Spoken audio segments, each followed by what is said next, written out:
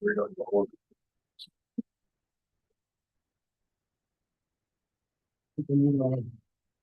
all ready to go if you are. Right. Yeah. All right, well, thank you all for coming to the nonprofit budget session for the Fluvanna County Board of Supervisors on December 18, 2024. We will start the Pledge of Allegiance.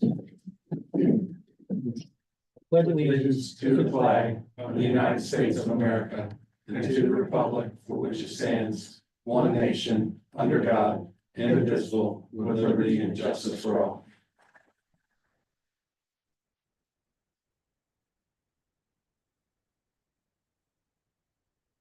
Amen.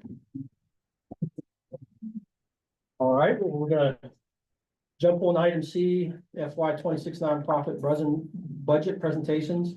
Please try to keep them around 5 minutes apiece, please, and we will start with Legal Aid Justice Center. Yeah, Mr. Chair, just one Oh, that's thing. right. Yeah, it was Legal Aid Justice Center, Mr. Wallace, who was gonna be attending today to present, he was not feeling well, so he had sent forward you a letter, and which was his email, and then I've included it in here. I mean, so we can pull it up and you can take a look, or if you want to go on. Just give them a chance maybe to come by another time. Okay, okay.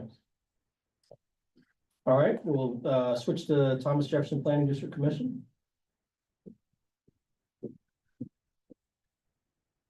Evening.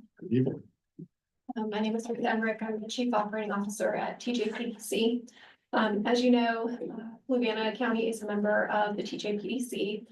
We serve 6 bodies in Virginia. In addition to Fluvanna, there's Louisa, Greene, Nelson, Albemarle, and Charlottesville. We've been around since 1972, and we offer a wide variety of programming. The request before you today is in 2 forms. There's direct local contributions for specific programs, and then there's also a per capita request that is the assessment based on population that the TJPDC Commission has approved. As you can see in the per capita assessment, some of those funds are already dedicated for required local match for certain grant programs, such as our rural transportation program, our mobility management program, and our watershed improvement program. That leaves a certain amount for regional assistance and local assistance, and that is a split that's defined by the commission's policy. The additional programming that we offer includes the Home Investment Partnership, which is an allocation of funds from HUD, and Home ARP funds, which is a one-time allocation for pandemic relief. We also administer the Housing Preservation Grant funds from USDA, and that does rehabilitation work in the rural communities for people who are low income to stay in their homes and keep them safe. We also administer the VADI program, the Virginia Telecommunications Initiative Program, which is broadband in rural locations. And we administer the Blue Ridge Cigarette Tax Board. We also conduct a number of regional plans and studies, including the SEDS plan that was conducted last year and completed with input from our economic development partners and local jurisdictions. The regional transit governance study that was completed last year, and we're currently working on a comprehensive safety action plan for safe streets and roads for all. That concludes our request. Thank you. Do you have any questions? Anybody? Yeah, I don't have anything right offhand. All right. They do good work. Seen it firsthand. I Great. like the breakdown you put in here. Thank you Thank so you. much. All right, Monticello Area Community Action Agency, please. Everybody, my name is Tricia Anderson. I'm the interim executive director right now for MACA, and we're excited to be in Fluvanna County. And we currently serve several counties. So we serve Louisa, Fluvanna, Albemarle, Nelson, and the city of Charlottesville.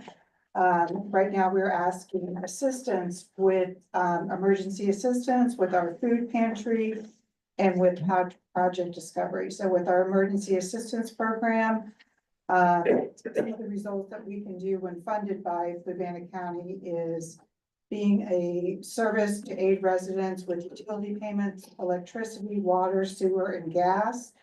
This is for us meant to be a temporary measure.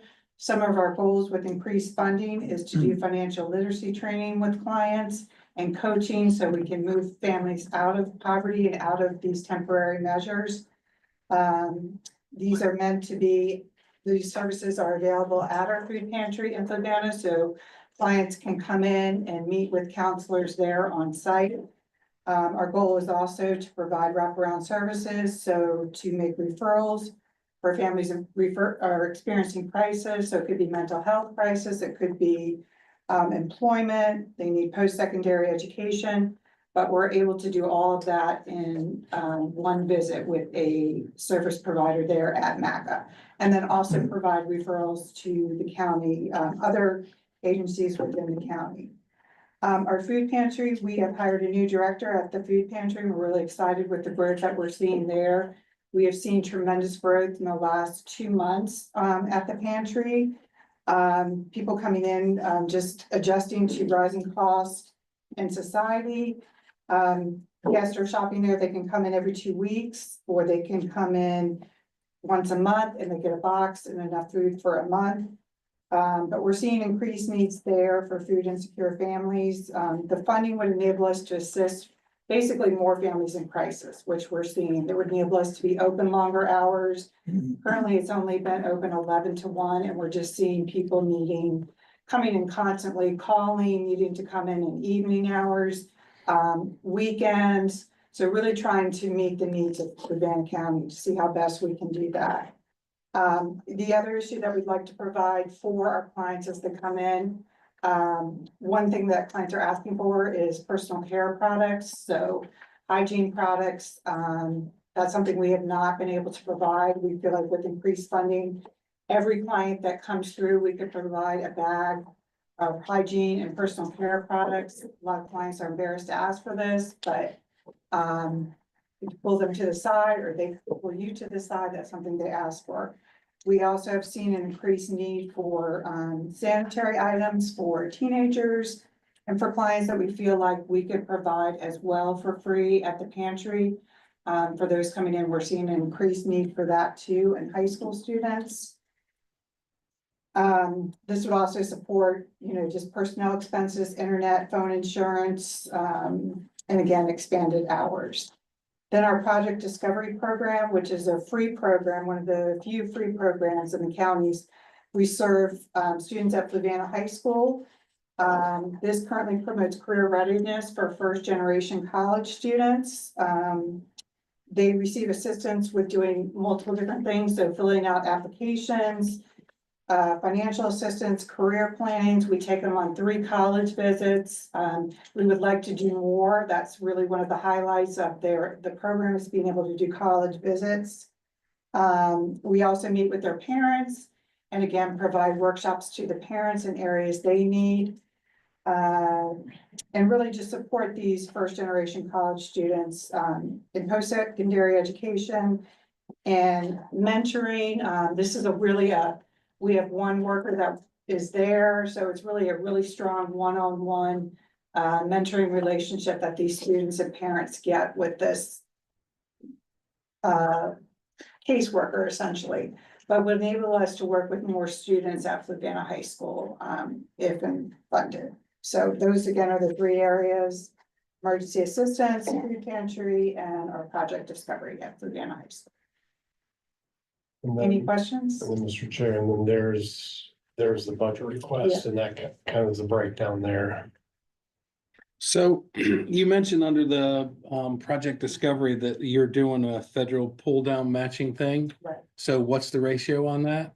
The number of students we're serving? No, the ratio of what we contribute to versus what you pull down from state or federal. So.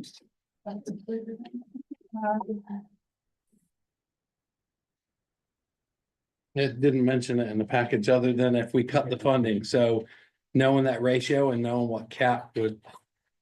Makes the So determination. the match requirements are estimated at 15,000 for up to 25 students if we serve in Fluvanna County.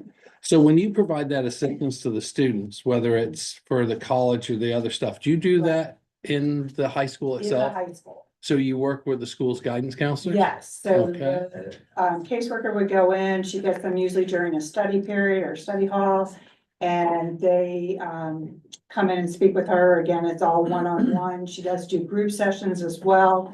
And then a lot of things on the weekend, activities and workshops and different trips. And then the outreach and emergency services and under Project Discovery, you mentioned that you work with the federal TANF program. Yes, Do you work hand in glove with social services or is this separate? this is separate. We do referrals to social services and some clients come to us from social services. That's generally sort of what happens is they get referred to us from social services. in Okay. Fluvanna County. Um, Sometimes they're receiving services and, yeah, we're giving it as well, so. okay. Couple questions for you. First, to piggyback on the college piece, so is the person that's there solely in Fluvanna? She is right now, she's at different high schools, so she's in, city of Charlottesville, she is in, no one's at Louisa, we have Nelson, and Albemarle. And is that a full-time paid position Yeah, for it's a you all? full-time paid position. Okay, Yeah. Is she, or that individual, are they covering for services that aren't provided at the high school? Yes, unfortunately, what's happening now with the guidance counselors at the high school, they're handling so many other crises that college planning has sort of gotten out of where they don't have a lot of time to do that. So, and her goal, again, there are some programs, but her program is free. And she can go in and work with these students, and the guidance counselors have even said that they're grateful because they have so many students per one guidance counselor. So, And is there any sort of criteria that a student would have to meet in order to Yes. meet with that person? yeah, so what we're looking at is first generation college students, however, so low income families. But also if there's spaces allotted, we do meet families that meet that medium threshold. So only first-generation college students could meet with this individual? We do have some allotted spaces with families too, that in the middle area as well. So, Okay. but the priority is first generation. Okay. Have y'all done any work with, we had a food bank open recently in Fort Union. Have y'all done any coordination They- work with them? We have talked with them. They are currently serving everybody, whereas we are serving just Fluvanna County. So for the one in Fort Union, anybody can go to it, where the food pantry we have, you have to be a resident of Fluvanna County. So last year, I think it was what, $60,000 it was given? Do you know what was requested last year? Do you all have the information from last year? I know, so that's a 16% increase, just, I mean, what is, do you have a rationale for the increase? Yeah, so we've, in what I mentioned, so we've hired new caseworkers. We essentially have one caseworker for emergency assistance. But we've seen that just in the past from July through September, for example, we got 441 calls from Fluvanna County for emergency assistance. Some of these could be repeat calls, that kind of thing. But now we have 3 caseworkers, so it's employing them as well, covering some of those salaries. The pantry is now what we want it to be and is sort of that one-stop shop where you can come for everything. So it's covering the cost of keeping that place open, internet services, phones, all those kind of pieces. So, and then portions of their time as well.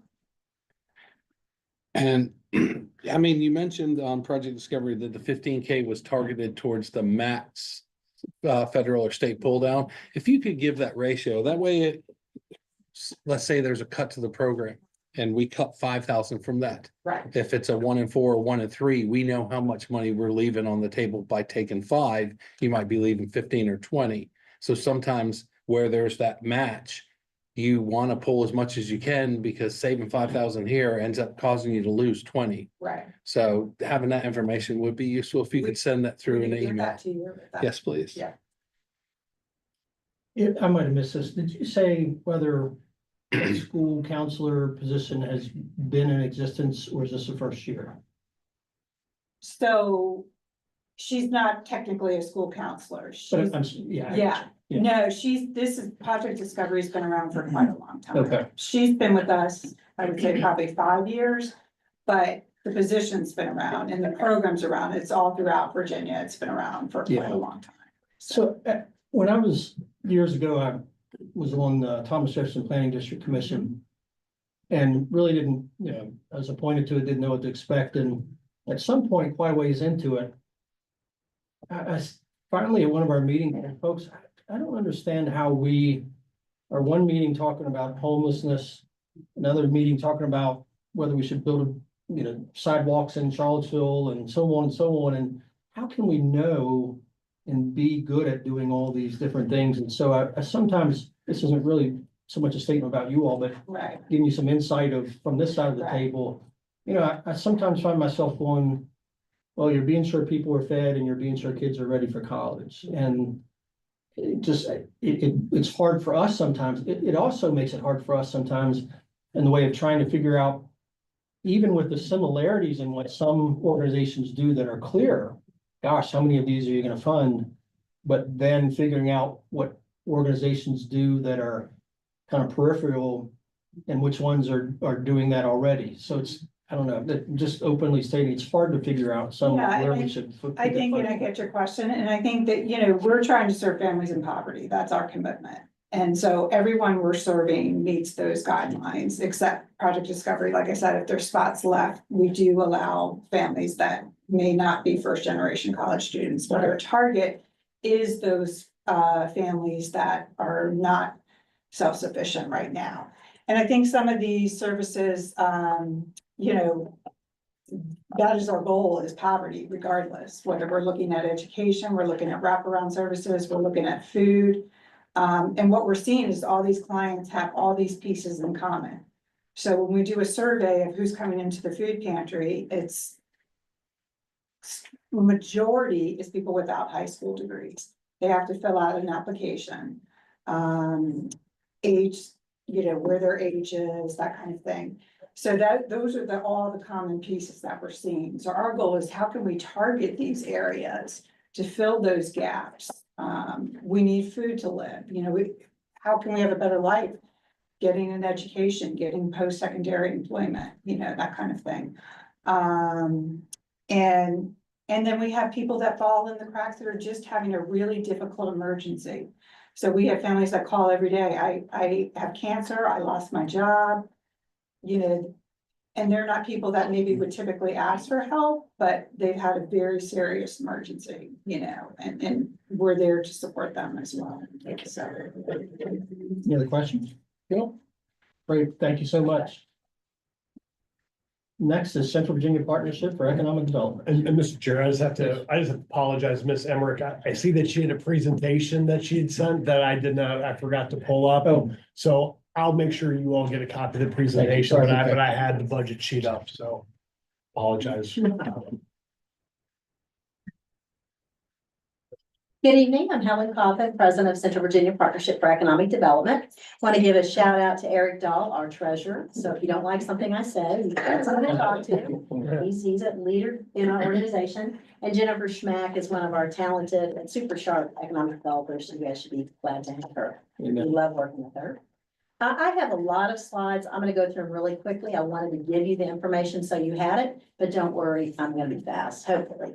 So we are a public-private partnership. We have a C6 and a C3 and a collaboration of 8 counties plus City of Charlottesville, UVA, PVCC's president and Germana's president, both serve on our board, as well as 12 private sector folks.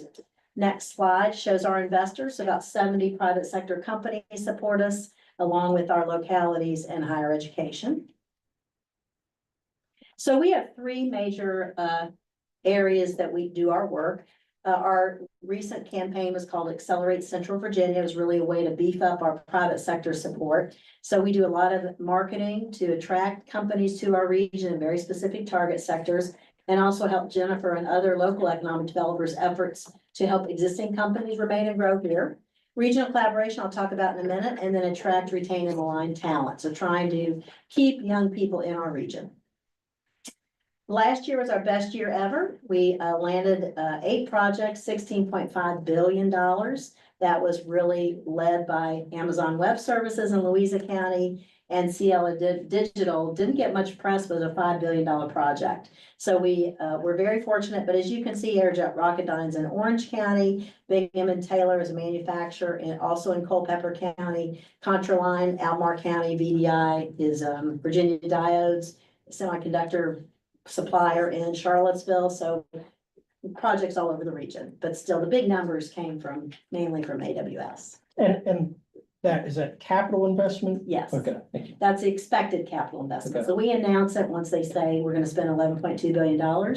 Cielo Digital is a good example. It's gonna be bigger than that. Data Bank was mentioned. We are only counting 12 million for that project because that's how much the land cost. That's another couple $2 billion project, but we're not counting what the company won't really let us count. Gotcha. So I mean, the numbers, it probably is 20 billion.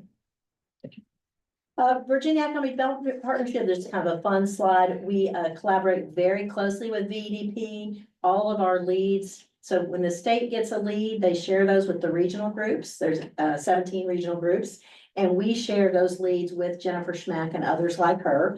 Very occasionally, Jennifer might even have a project, in fact, I think you do right now, that's top secret and we don't even list it on our prospect sheet. But generally speaking, our local economic developers, they all have project names, but they all know what we're doing. We do a lot to bring those state folks to town so they understand what we're working on, are familiar with Fluvanna County. The real estate team was here and did visit you all as well, and had different experts from VDP come in and speak at board meetings, things like that. So a lot of collaboration there.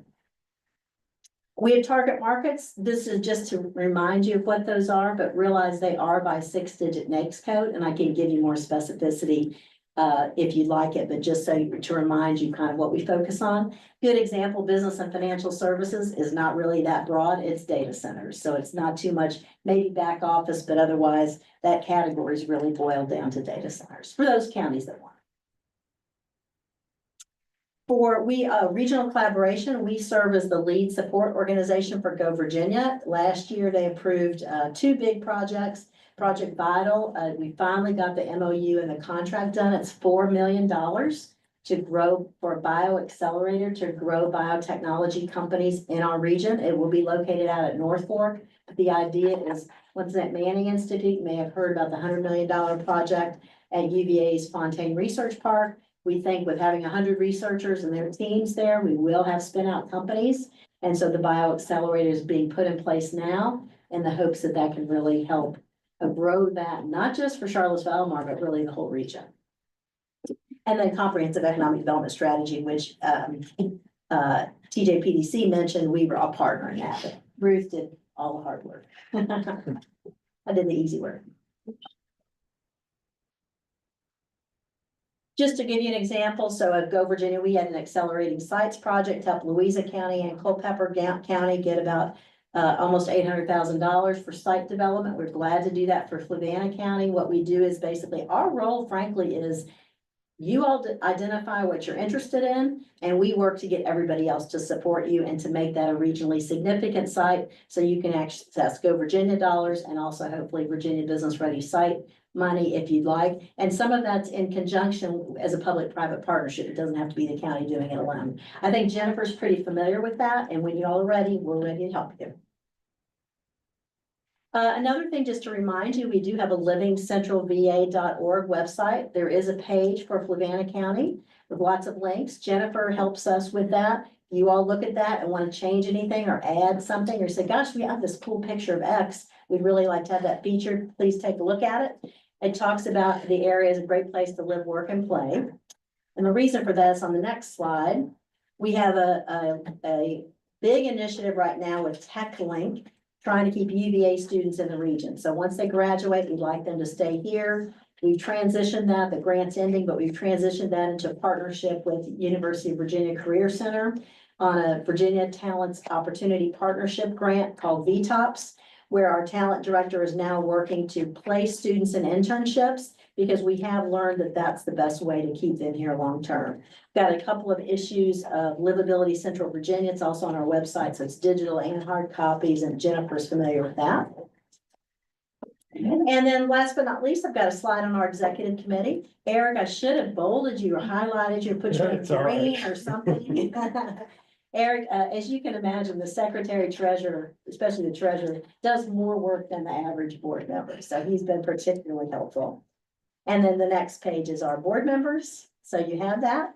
And so it's the county administrators for most of the counties. It's the economic developers in 2 of the localities, but most of them, it's the top person serving. And our request is, so we had a lot of discussion about this.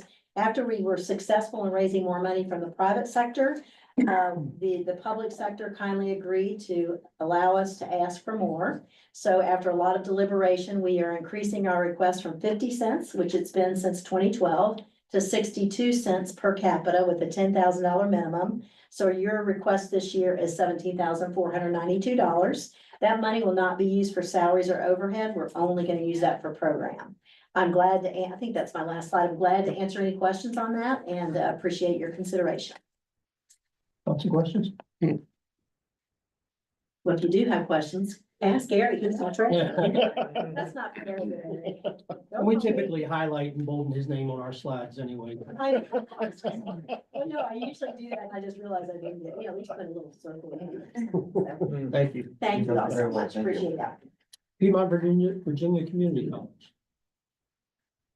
Yeah, good evening, everybody. Scott Jeffries, Vice President for Finance and Administrative Services at PBCC, and on behalf of our president, Dr. Gene Runyon, who could not make here this evening, and all PBCC, I'm proud to be here. Also want to recognize Dr. Fred Lang, who is a proud member of our college board, and thank you all for appointing such a fine representative of Fluvanna County to our board. We love having Dr. Lang on our college board, and it's a pleasure to be here this evening. I also have slides here too, but Eric, we can click through these real quick here to get to the end here, but really, we've had a great opening of our academic calendar here at PBCC. And we're excited to announce that we unleashed our brand new strategic plan Momentum 2030. And with this here really does focus on, you got to click it, Eric, please. 3 pillars that we're focusing on is access, completion, and community impact. Go ahead, Eric. And with this is in complete alignment now, the VCCS, Virginia Community College System, also just released, got approved from the state board, their strategic plan. And so the 2030, we are in alignment with that. And really one of the biggest things that we're excited about through Accelerate Opportunity is this goal for all of VCCS to worth 300,000 cumulative meaningful credentials by 2030 across all regions through accelerated access and success for every student. And so each one of the 23 community colleges kind of has their own measurable metric that we are working towards, and I'll speak more on that later on. And so with this here, some priorities that we're focusing on, legislative priorities is funding, incentivizing dual enrollment. So a couple of things about dual enrollment. It's a super successful program. Eric, you want to click on, thank you. It's super successful because I'm a former K-12 superintendent. I was superintendent licensed city schools for about 4 years and then with county. And so I know Dr. Gretz and his crew are really, really happy to offer dual enrollment courses for the students of Fluvanna. Dual enrollment isn't college ready, it is college. It is college courses. So dual enrollment courses aren't preparing students for college, it is college courses. And so we're excited about the dual enrollment. About 1/3 of our total enrollment at PBCC is through dual enrollment courses, students. Just a quick mention here about our funding model, primarily through state funds, and then really a mix of tuition and some other fees. But really in terms of kind of what that means for us as community college as a whole, we're not really up to par as other institutions are funded, not just in Virginia, but also nationwide. We're in the 77th percentile across the nation when it comes to funding. And so we hope to see through some legislative priorities and action, see that increase. And as mentioned here, that we are the lowest funded higher education institutions in Virginia. For every dollar that is spent on a public four-year institution, we see 57 cents. Last year, in terms of tuition compared to 4 years, affordability is huge. We hang our hat on that. And especially now with the transfer Virginia program, the same credits those students earn with us automatically transfers to four-year institutions. And so the same courses, same curriculum, same rigor. And so for a fraction of the cost, from a parent's perspective, again, put my superintendent hat back on. You can't offer better value to students. And it's not just in K-12 world, it's just general community as well. You can't offer better value for the same rigorous education that you see at four-year institutions. And so for us here, we have to provide 12,500 cumulative meaningful post-secondary credentials to dual and concurrently enrolled students prior to high school graduation. And so with that, go ahead, Eric. You know, it's really important for us to kind of celebrate that. Across our entire service region, we save across OVCCS here, save families $2.8 million in terms of tuition. And so for all of our service region, it was just under 2,000 students who participated in dual enrollment. And look at the amount of credits that they earned, 17,000 credits. And 68 students earned a PVCC degree or certificate through participation in early college programs. So they literally completed a degree program prior to high school graduation, which is pretty cool. And so what this does in terms of alignment is enhances dual enrollment outreach, community college paths, discuss high school students, parents, and counselors. It also strengthens our partnerships as well. And so we are excited about this alignment.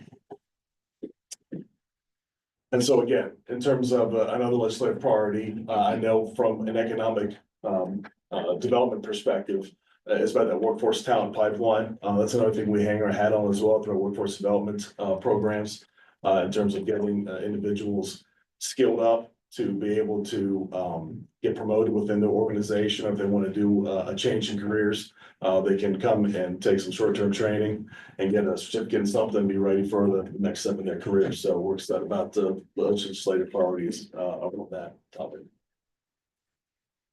In terms of our graduates, here's a breakdown within our service region. In terms of Albemarle, Buckingham, Charlottesville, Fluvanna, Green. You kind of see the large ones highlighted there. So go ahead, Eric. And by the numbers here as well, in terms of our total PVCC credit headcount, just under 6,600. In terms of Fluvanna, just under 700, which represents about 11% of total PVCC credit student population, 28% of Fluvanna County high school students graduated 10 PVCC within 3 years of graduation. More on Fluvanna. We are proud of our prison education program. And so we also serve 47 students at the Fluvanna Correctional Center for women. 166 Fluvanna County residents pursued a short-term training credential through workforce development. And through those 164, they did earn 54 industrial credentials. And 60% of all Fluvanna County residents who take classes at PVCC enroll in an online class. So that's just another opportunity for students to, for individuals to take part in classes and to pursue their the next steps in their career. Specifically about Fluvanna County High School, how about dual enrollment? Get 164 students in dual enrollment, earn 1,540 college credits. That equates to about $250,000 in savings in terms of tuition. So you talk about ROI, you talk about, you know, what it can offer for a family and the education opportunities for students. Again, there's no better value. We do not charge tuition for dual enrollment courses to the school divisions. We do collect fees, but we will not be collecting fees moving forward if legislation that's currently on the books does stay. And so, but I mean, in terms of what we have already been providing to our region has been tuition free for our students to participate in enrollment. In terms of local funds, and that's what in terms of what our budget request goes towards, a local funds budget. This is a different budget than we get from state funds. That's completely separate. It is ultimately up to Dr. Lang and the rest of our college board in terms of the approval of our local funds budget. This is a breakdown of what our request is for FY26. Our current FY25 local operating budget is $60,187. there's a 2% increase overall for this FY 26. And how we do it is we take that entire budget now, that $61,390. And then we just weight it out in terms of the percentage of population that we have served, in terms of unduplicated headcount, in terms of enrollment. And so you see the breakdown here of our, counties and the city of Charlottesville. You notice here, you see a couple of things in parentheses by Fluvanna. You see an increase. We are anticipating about 50 more for next year for 25, 26. And in terms of overall, we see the bottom total where it says 5,692. We anticipate 180 across the board. Every single locality, we are projecting to have a slight increase across our service region. And so with that, yeah, the piece of the pie gets a little bit bigger here, but it's the tune of additional requests of $541 on top of what we got last year. We're gracious that we see last year, roughly. And one quick mention here, we know that we get, and we're very proud of what we get from our localities, but also when we have capital projects, our localities kick in, and we are very, very honored and appreciative of that. If you have not been out to our new building yet, I sincerely and genuinely invite you to come out. I will gladly give you a tour. We do the ribbon cutting in September. The Bullock Center is up and running. It's the very first net zero facility in the Virginia Community College system. We have geothermal wells. We have solar panels everywhere. We have a covered solar panel parking lot. And so we have some EV chargers. We have advanced technology classes in here. So when you think about workforce development, you think about helping to generate the next generation of workforce in terms of advanced manufacturing, to help support fiber optics, the work being done at data centers, AWS, what have you. We primed and ready to support that here in our new building. Also, excuse me, it houses our student affairs division. Whether you're applying for credit courses or non-credit courses, we have a one-stop shop now. So whether you want to do something in workforce or pursue associates, we have a one-stop center now within this building to better support our students. And so finally, just to emphasize our access, completion, and community impact, we do remain committed to our mission to offer accessible, affordable, high-quality educational programs for both student success and community vitality. But with that, I thank you. Any questions? Questions and thoughts? Just one quick question, so I better understand. Go back a couple slides there, please. That percent of enrollment, which determines the local budget, is that percent of dual enrolled students or percent of students enrolled that come from that county? It's totally enrollment count for the entire county, so it's not just dual enrollment, it's everybody. Okay, Yeah, it's unduplicated. so dual enrollment is included in that? Yes. Okay. Great. Well, thank you. Great services. Thank you. Appreciate all you do. Thank you all. Appreciate it. So, do we need to close out of this or just keep the meeting rolling or? No, who's continuing rolling down, right? Session. Yeah, I didn't have the agenda. Let's. Closed session. Yeah, Yeah. closed session for a little bit and then we can, I mean, we can't do much in too long session. This next piece starts at 6. Can you? I'll read it. Okay, so Mr. Chair, I move the Fluvanna County Board of Supervisors enter into a closed meeting pursuant to the provisions of section 2.2-3711, A1, A5, A6, A7, no, and A8 of the Code of Virginia 1950 as amended for the purpose of discussing personnel, employees of the Department of Emergency Services, county administrator, performance evaluation, prospective industry, business update in the Palmyra and Columbia districts, investment of funds, shared septic and drain field easement for a county-owned property, and county utility easement in the Columbia district, and legal matters, contract user grants under the water and sewer ordinance in Zion Crossroads. It's only fitting. I second. Motion made by Mr. Hyde, seconded by Steve Bannon. Second by Mr. O'Brien, all in favor, say aye. Aye. Chair votes aye, 4-0. What's all this? By what? Violins. Yeah, you can see there's a lot of, we're not gonna get through all of it. Some of them are pretty short. Thank you very much. Merry Christmas. I'm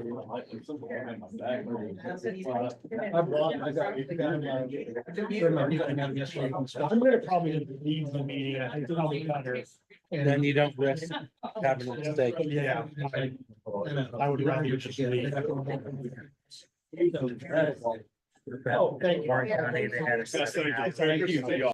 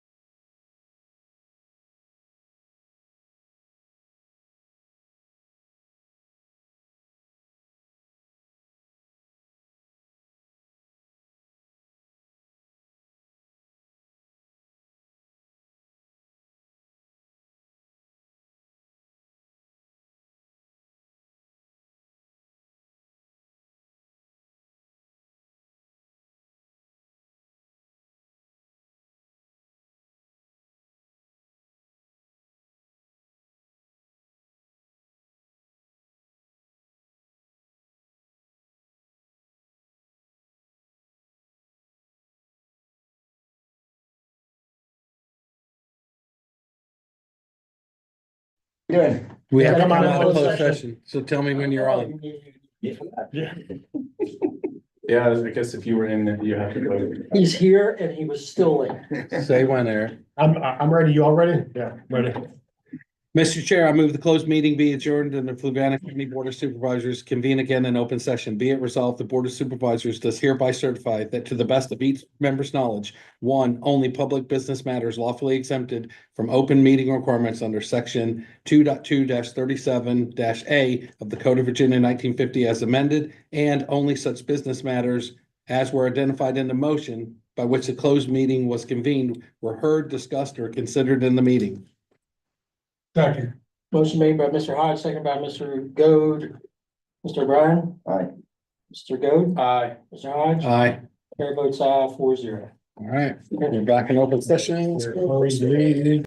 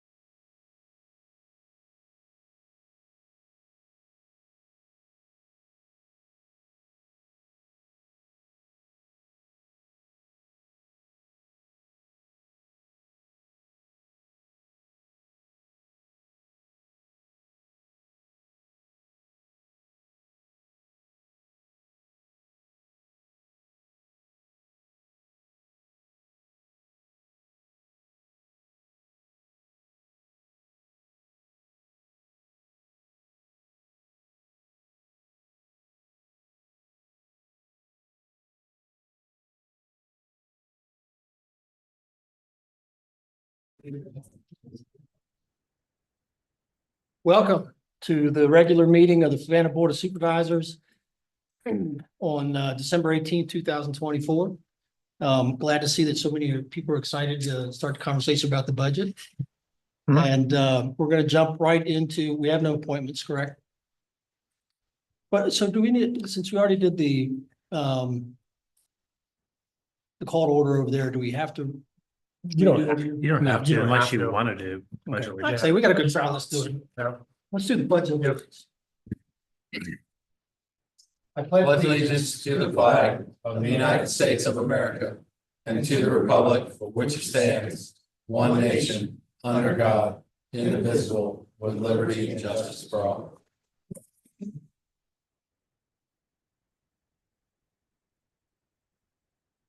Amen.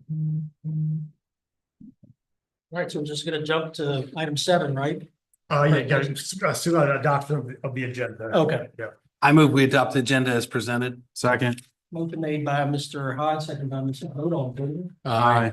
Everybody's asked 4-0. All right, let's jump to, excuse me, number 7, presentations. One thing I don't see public comments, number 1 on the agenda. Oh, you're right. Yeah. That should be on there. Yeah. Okay, well, let's, so we wanna, Wow. Do we do public comments or co-ed first? I can't remember the last. Yeah, co-ed first, and then we can do public comments after county administrator's Yep. report. okay, you wanna go ahead and, Yeah, it's a brief one. It's got a few things to report, Mr. Chair. Want to welcome Megan Morris. She's as a new employee for the Commissioner of Revenue's office. She started as a deputy 3 and she started on December 9th. Happy to have Megan Morris aboard, and I know Mr. Sheridan, Mel Sheridan is happy to have her on board too. So just a couple updates. So new power to the Butterfly Garden greenhouse. So power was completed to the Butterfly Garden greenhouse on December 3rd. Power was requested by the master gardeners who manage a butterfly garden. And they're doing this so they can grow their own plants from seeds instead of buying them from garden centers. The solar power, both panels and wind turbine they had before was not enough. And so they tried that first, but it did not, the energy wasn't enough to keep the moisture out of the greenhouse. So the greenhouse is open for public viewing. The master gardeners were given a $1,000 donation from Tenaska to the county that helped pay for that. And certainly there's additional uses from Parks and Rec accounting for that as well. So glad to have that there.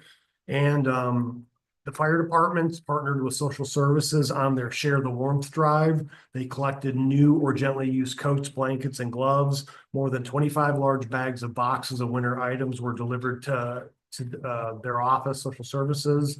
The items will be distributed this week to families, children, and seniors served by the social services Christmas program. And social services extends a huge thank you to the fire departments for their collaboration and their support of our community and for the generosity of everyone who contributed. And one last thing, Virginia Tourism Corporation announces grant funding for Fluvanna County tourism. So Fluvanna County received a $5,000 VTC microbusiness marketing leverage grant program. Funds will be used to build on the success of the Find Fluvanna campaign and promotion, which makes Fluvanna County a destination visit in spring of 2025. Also, congratulations to Edgewood Apiaries, who recently won second place at the Virginia Fair's bullpen pitch competition on December 3rd, winning $5,000. Finalists showcase their innovative ideas that enhance agricultural and forestry labor and sustainability, food safety, rural health, or supply chain resilience. Edgewood Apiaries also received, is that a $2,500? $2,500 as a competition finalist. And then some upcoming meetings, January 8th at 5 p.m. We will have the organizational regular meeting here. Also on January 8th at 7 p.m. We will then move back over to the Morris Room for nonprofit presentations for budget work session. January 22nd at 5 p.m. we'll have nonprofit budget work session presentations in the Morris Room, and then we'll have our regular meeting at 6 p.m. and happy to answer any questions from the board. And want to announce we have a large FLDP crowd here this evening. welcome. 2025 class. What's that? It's a 2025 class, is that right? Yeah. Yes.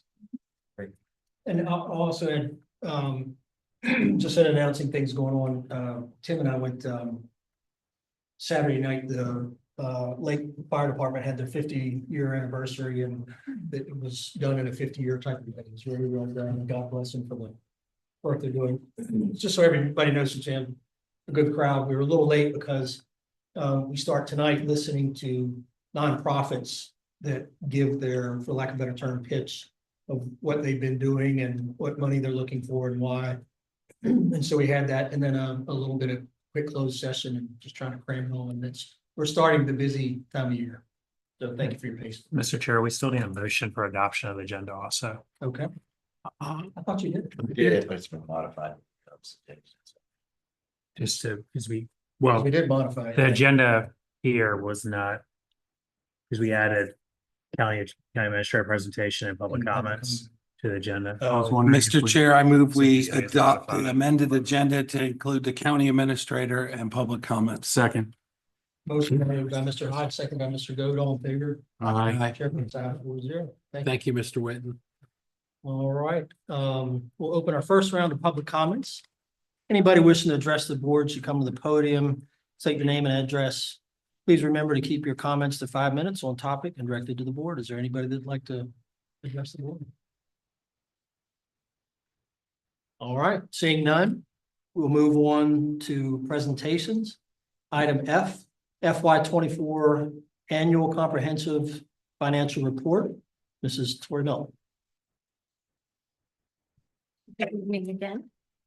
I will start my presentation with a brief budget summary from FY 24. Oh. Am I talking a little bit? Can you hear me now? Just kidding. So in FY 24, the Board of Supervisors adopted a budget totaling 104.1 million.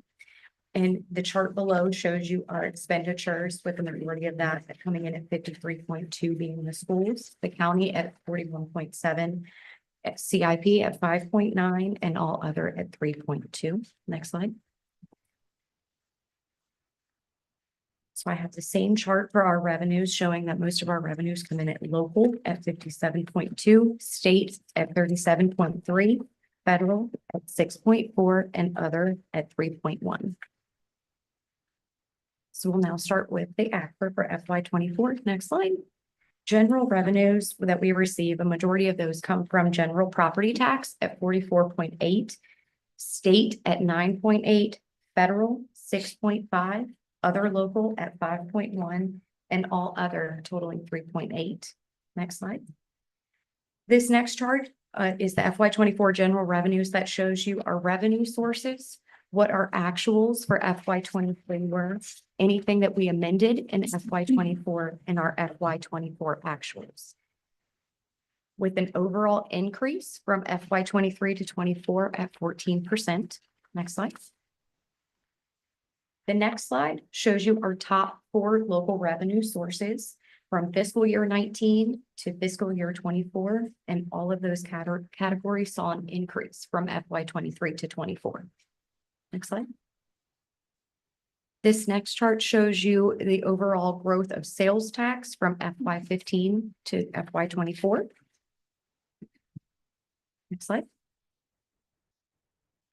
This chart shows you our general fund revenues, expenditures, with our 3 highest coming in at education, 20.4, public safety, 12.8, and debt service at 9.2. Next slide. I also have the same chart that shows you our general fund expenditures with FY 23 actuals, anything that we amended in 24, and our ending actuals for 24, with an overall increase in expenditures of 12%. Next slide. So general fund results for fiscal year 24 shows our revenues at 70.2, our expenditures at 60.4, with excess in revenues over expenditures at 9.7. 4.1 of that we transferred out for CIP, Science Crossroads, and Sewer, with a total change in general fund of 5.6. We began fiscal year 24 with a fund balance of 38 million, and we ended with 43.6. Next slide. As of June 30, 2024, non-spendables came in at 4,370, restricted at 71,000, committed 12.9, and an unassigned of 30.5, with a total of 43.6. Of that 30.5, unassigned fund balance policy states 12.2 of that to meet our policy, and then excess above target, which exceeds our policy of 18.3.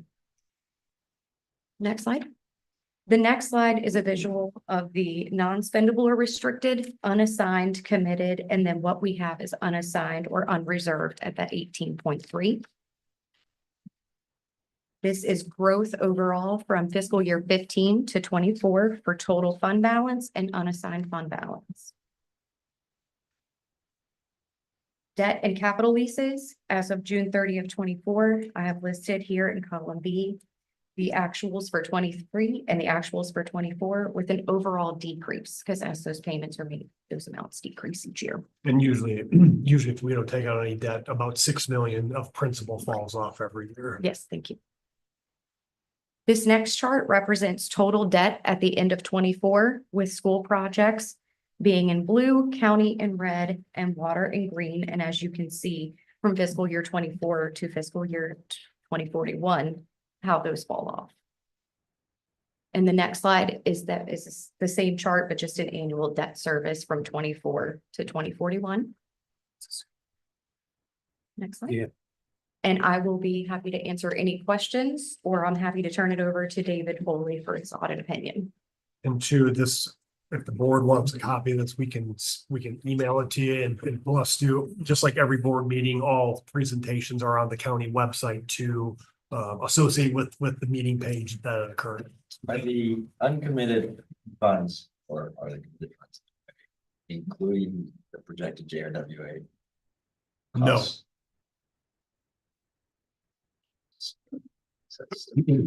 On one of the So things, projected to be pretty significant. So are you talking about the debt service from JRWA? The construction. So remember from JRWA, the board approved, well, both localities, the JRWA took out debt for the project. So both And that was localities. the whole amount that we took it out. Yes, because remember, we don't have recognized the Dominion proffers at this point. And so unless we wanted to not move forward with the project, we had to take out debt proceeds. So there is no commitment, general fund for that. Correct, to pay out of pocket, no, I mean, there's gonna be debt service payments, Yeah. so maybe there's a way to look at, does the board want to look at fund balance for that? I mean, as you see from this slide here, so you got the 12.2 that's reserved, so the 18.3, that's what the board can use to fund CIP projects or whatever they feel is appropriate, so. Okay, I forgot. Yeah.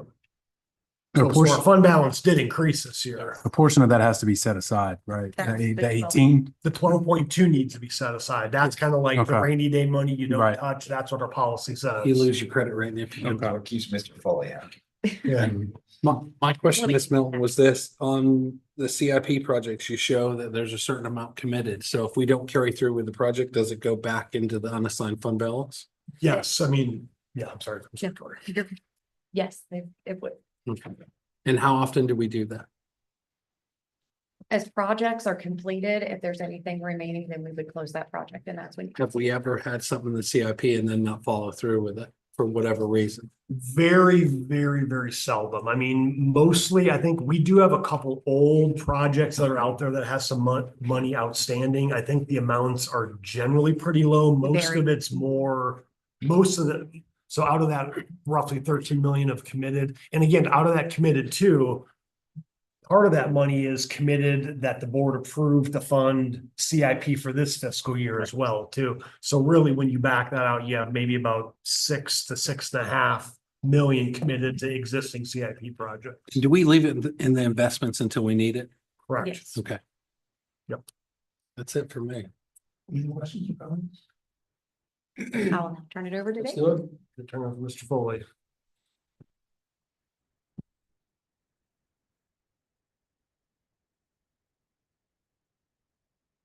Good evening, Mr. Chair, members of the board. Thanks for having me here this evening. Again, my name is David Foley. I'm a partner with Robinson Farmer Cox Associates, and I was the partner in charge and audit manager of the county's FY 24 audit, and here to present the results of that to you all. Before I get into the results of the audit, just a brief overview of the audit that we do for the county when we're doing the financial audit.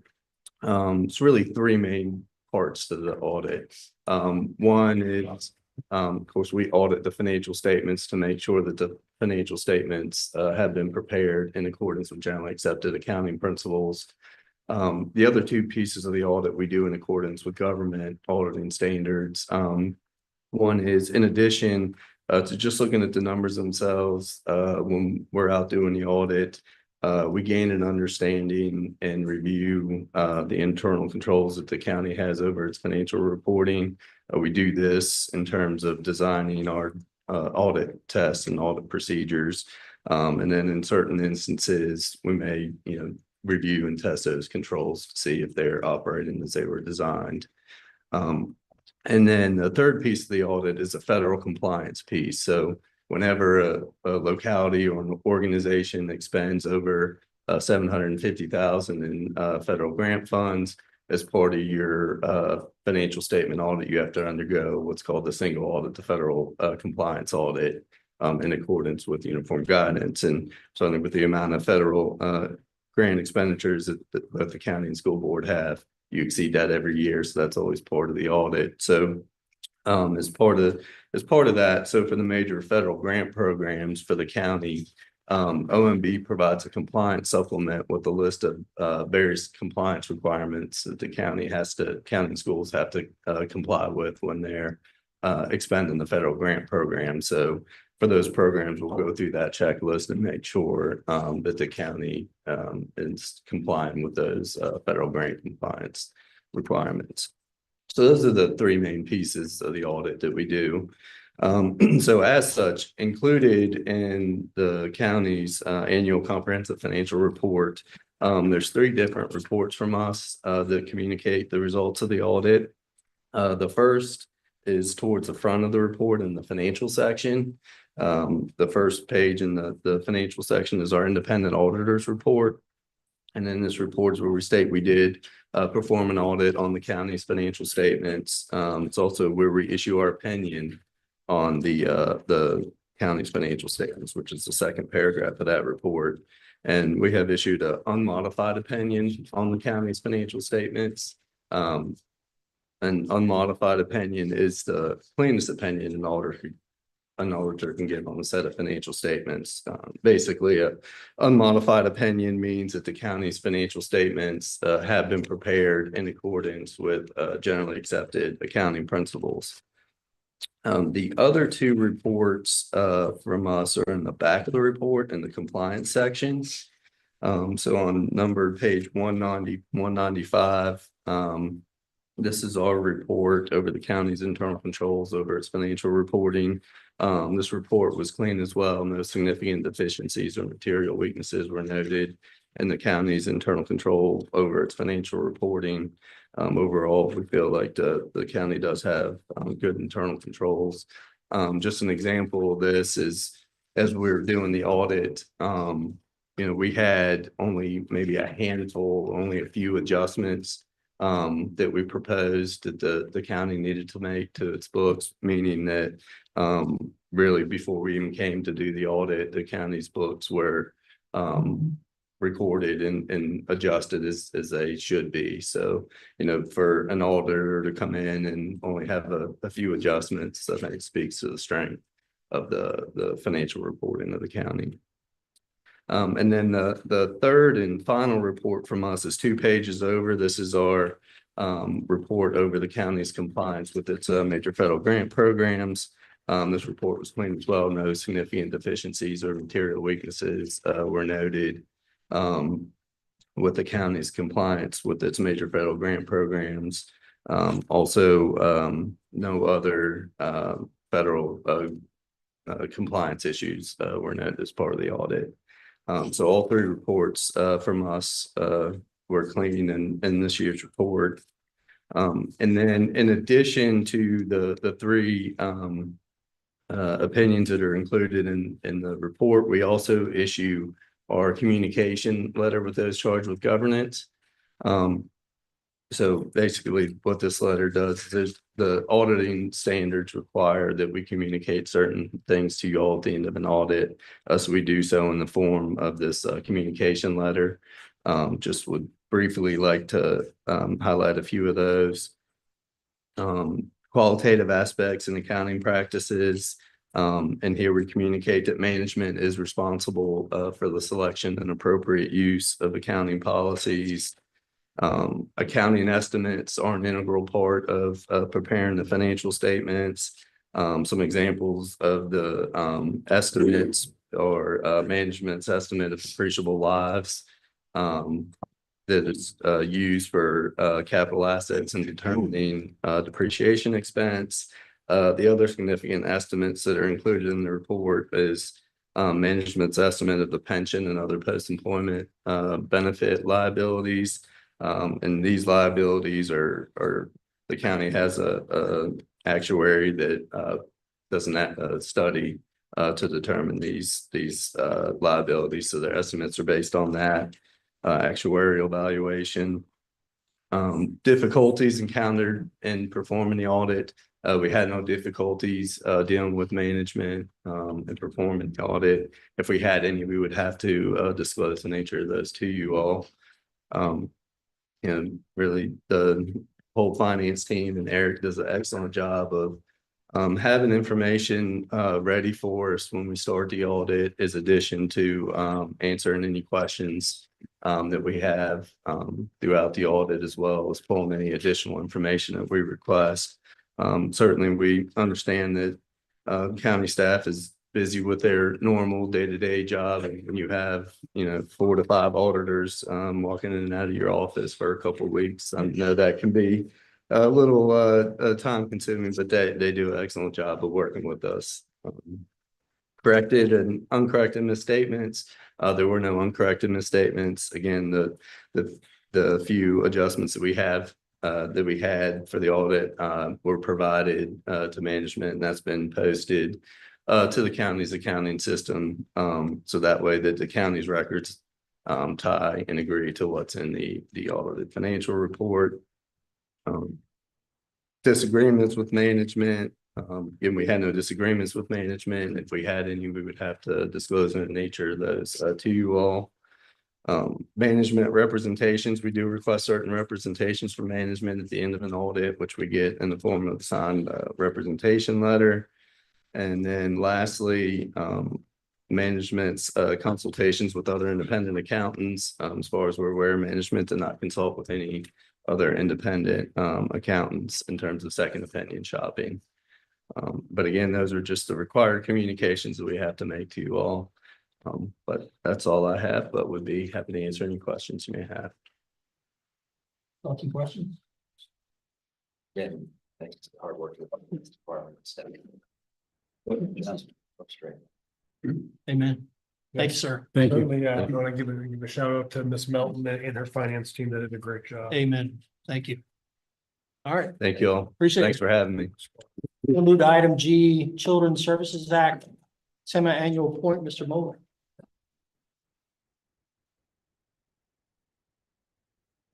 Good evening, members of the board. Before I like to start, I first actually want to say welcome to everyone here at FLDP.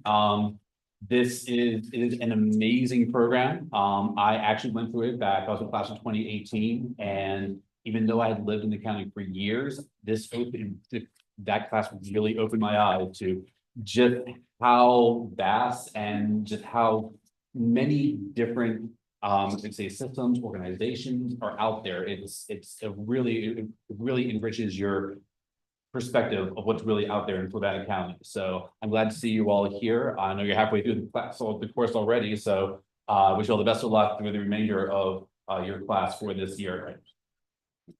Okay. So that being said, I'd like to turn my attention to the semi-annual report. This is something that my department does twice a year. The purpose for each one, each is a little bit different. So at the end of the year, we just talk about how we did last year and some things to keep an eye on. Over the next 6 months or whatnot, kind of give a sort of prediction of how things might go with our program between now and the end of the fiscal year on June 30th. And then June 30th, we come back and say, well, how do we do? Are there any surprises that the General Assembly wanted to spring on us? And the big one is the program going to need more money? But that's not this presentation. This one is talking about how we did last year and what we expect to see in the next 6 months. So that said, first thing I want to start with is talking about our expenditures for last fiscal year. Now, as Tori showed in our previous one, we did have a little bit of a surplus this year, and CSA was happy to help contribute to that. So last year, Board of Supervisors gave us a spending authority of just a little under $3 million, about $2.986 million. And of that amount, we spent approximately $2.588 million with that. So we actually ended up with a surplus of about $397,775. Now, we also wanted, if we compare that year over year compared to fiscal year 2023, we actually spent a little bit more than last year, about $35,324, which is much lower than any typical inflationary rates year over year. So we're still working smarter, not harder on that. Next slide. And if we look at our spending trends since fiscal year 2011, we can see that for the past 5-6 years, we've been maintained a relatively stable amount of spending. It's been almost relatively flat the past 3 years. It's just a minor increase of approximately $200,000 since fiscal year 2019. So again, this is in spite of costs rising significantly across the board, especially after the COVID pandemic. This is after seeing these huge increases in our special education costs, which has actually been a major factor in driving expenditures statewide year after year. Special education expenditures on average year over year, the past 5 years, have been increased by approximately 23% each year. And yet, despite those increases, we've been able to keep our spending relatively flat. So again, that just shows the level of fiscal responsibility and management that is enacted by our family assessment and planning team, which create the service plans for our youth and families in need, as well as our community policy and management team, who actually approves the funding and establishes the local policies. So when we make the claims like we're trying to work smarter, not harder, we've got the numbers to prove it. Next slide. However, this past fiscal year, we have been seeing an increase in our expenditures. If you take a look at the month-to-month expenditure, our monthly expenditures between September of 2023 and November of this year, you can see it's a little bit above the board, but if you look at that red trend line, you'll see that it has been a steady increase on average month per month. This is probably one of the first times we've seen an increase in about 6 years. Before that, we've either seen that trend line has either been flat or actually slightly decreased. So the reasons why we'll be coming up in the next couple of slides. But if we go to the next slide, one other piece of good news with this is taking a look at the per capita spending, which is kind of obscured by the Zoom window up top. But if we take a look at that, it shows the number of youth that are served not only by our county, but also all other counties in our immediate region, including Albemarle, Buckingham, Goochland, Orange County. And if we look at that, even for a county our size, we are serving, we're the third highest census in the region. But despite having that, we have by far the lowest per capita spending. That includes our private day placements, our residential placements, foster care, community-based services. Again, we are doing our best to make sure that we are spending our money as effectively as possible. And if you look at something, a county that demographically pretty similar to us, such as Goochland County, even though we're serving over 4 times more than Goochland County, our expenditures are almost 40% less per capita than our neighbor. So again, when right, with costs increasing, with costs rising, with needs increasing, with census numbers increasing, in terms of people, children served in localities. We're still trying to make the most of what we got. Next slide. Oops. However, the need is increasing, and this year is one where that's going to be very evident in the next 6 months. And while we've been doing pretty well so far, if we look at like amount remaining of our spending authority right now compared to where we compare it to the last year, last year we spent approximately, we were at this similar point last year, had approximately $212,000 remaining to spend between now and June of last year. Doesn't sound like a lot, but if we go to this year, we're at about $354,740. Sounds pretty good. The one thing that's not included in those numbers is this year we have an extra $110,000 in our spending authority compared to last year. So we're almost comparing apples to oranges. If you want to do a similar comparison of apples to apples, we're actually only ahead by about $40,000. Last year, we ended up we saw approximately $397,000 in a surplus. So where is this concern coming from? It's coming from what we see right there, the residential and independent living placements. Compared to where we were last year, the number of placements we have active right now is almost tripled.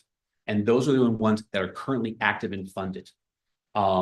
As of by Friday, when our CPMT meets to approve funding for various plans that were recommended in FAPT, that number is going to go from 7 to 9 and possibly 10. I have one that's currently active that maybe have to be added between now and Friday.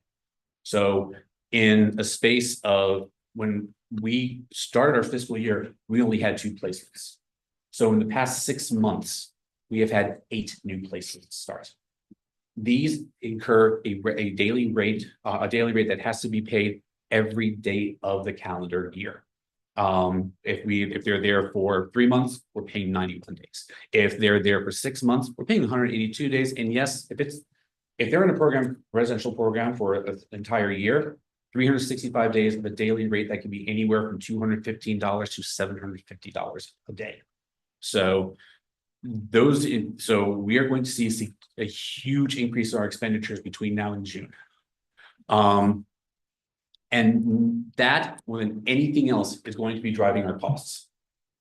Our day placements have been relatively stable, but we've got 2 more that are going to be coming up, for approval on Friday. So the numbers we have there are going to be higher in 48 hours. So if we look at how much money we have saved last year compared to last year, how much we have remaining, there's a very good chance all of that is going to be washed away by that alone, the residential placements. So when we come back in June, whoever will be following me, when they come back in June, I would encourage you to keep these words to heart. So what I've been saying today on this podium and in the presentation that you see on the screen, that things are looking good now, but the next 6 months are going to be very, very interesting. And that, in addition to that, the burden of our locality is going to be increased by something that unfortunately I didn't include in any of the slides tonight, and that is related to our any spending that is not funded at all by the state. This year, we are going to have a record amount of that already, and we're only 6 months in. That's coming from 2 factors. One is a residential placement that should have been funded, that had 80% of its funding paid for by Medicaid. That did not. And our program did not find out about this until approximately 2 months after the issue occurred. So can't say I'm happy with that residential program, but I mean, FAP recommended it, CPMT gave the funding, we got to pay it. So that cost approximately $67,000. In addition to that, the other thing is related to something that was discussed at the elected officials breakfast that Mr. Hodge brought up during funding, that's talking about protected funding. Now, as I said at the elected officials breakfast, with that type of funding, it is for children that don't have needs quite severe enough to be 100% eligible for the Children's Services Act, but have moderate needs that, if they're not addressed, can be a bit more severe and require those higher levels of funding. So we get a very small amount of money that to address youth with those types of needs. They're talking very, very small. On a budget of about $3 million this year, we were allocated from the state $43,000. We try to make the most of it, but as of right now, that $43,000, we only have $7,600 remaining. And we've got 6 months to go. And we've got multiple children that still need that help, even if that funding dries up. So to address this, our CPMT authorized $50,000 of our spending authority to be allocated to local only spending to address these children with these moderate needs that only have this minor amount of protected funding.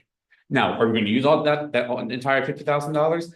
It's not likely. But with what we were looking at back in October, it looked a bit more realistic. As of right now, we're currently projecting approximately $23,000 of that to be used. But if you combine that with these $66,000 we're already going to be spending, we're looking close to $90,000 that we're not getting reimbursed by the state for.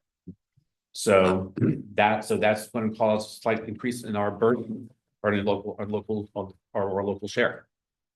But our FAT thinks it's worth it. Our CPMT thinks it's worth it. We have put certain restrictions in place to make sure that spending doesn't get wild out of control, but there's still going to be an amount there that will be responsible. So, with that being said, that is the current state of the CSA program. At this point, I'll be happy to take any questions. Questions or comments? Yeah, it just sounds like a challenging year coming up. Thank you for doing this for one. You gave us good news and then you took it all away. So that's That's kind of my job, I hate to say. With that, I mean, like when you have, well, first of all those residential and independent placements, I mean, it's just random, right? I mean, it's luck of the draw. As far as that you got those in this big group compared to if they were spread over 2 years. I mean, it's just, you can't plan for that, right? When we do make create our budget for the next fiscal year, we do actually allocate set aside some funding for those possible residential placements, and it is based on historical usage. Historically, our placements have been extremely low. On average, we will have maybe 1 to 2 placements a year that don't even last the entire 12-month period. They'll last anywhere between 3 to 5 months. Currently, we have multiple placements. I mean, we have, like I said, 7 to 8 placements. Of those, 4 of those already at a 4 of those are at a 4-month mark. One of them has been active for 15 months and is expected to be present for at least another 4 to 6 months. So we have not seen one go that long since I started working in this position back in 2017. And even then, after 2019, when that placement, when we returned back to their family, we didn't even see anything nearly that long for years. So this is a bit of an outlier. Is it likely that this will be the new normal? Again, it's difficult to project. This is the first year, and it's a big year. It's a big one this year. So some of it can partially be predicted. About half of these cases did receive some form of community-based services, either through CSA funding or through other means, and it just didn't work or it just was not completely effective. Now, can one argue that something else could have been done to prevent that residential placement? One can always argue that. Is it a realistic expectation for a lot of these? Not entirely. But again, that's sort of above my pay grade. That's not really my question to sort of answer a judge. Thank you. Now, Mr. Mueller, thank you for boiling this down in a manner that you could present to the board in very simplistic terms without getting into the details that we see in CPMT. I think it helped the rest of the board and particularly people who may not have served on CPMT to kind of understand some of the challenges and things that we go through. Believe me, it's something that, thank you for mentioning, believe me, that's a big part of the job is trying to is trying to take these complex terms and bringing them into ways that are very simplistic. And this is unfortunately Mr. Muller's last board meeting in this capacity as he's moving on to new ventures. And so I want to thank him for his knowledge and dedication and just overall just shepherding of the CSA program. So thank you, Brian. Yeah, Thank you. for your service. And if I can take 30 seconds for this, I want to thank the board for allowing me the opportunity to work these past 7+ years. It has been easily the most rewarding, productive, and challenging and frustrating job at the same time. But I wouldn't have it any other way.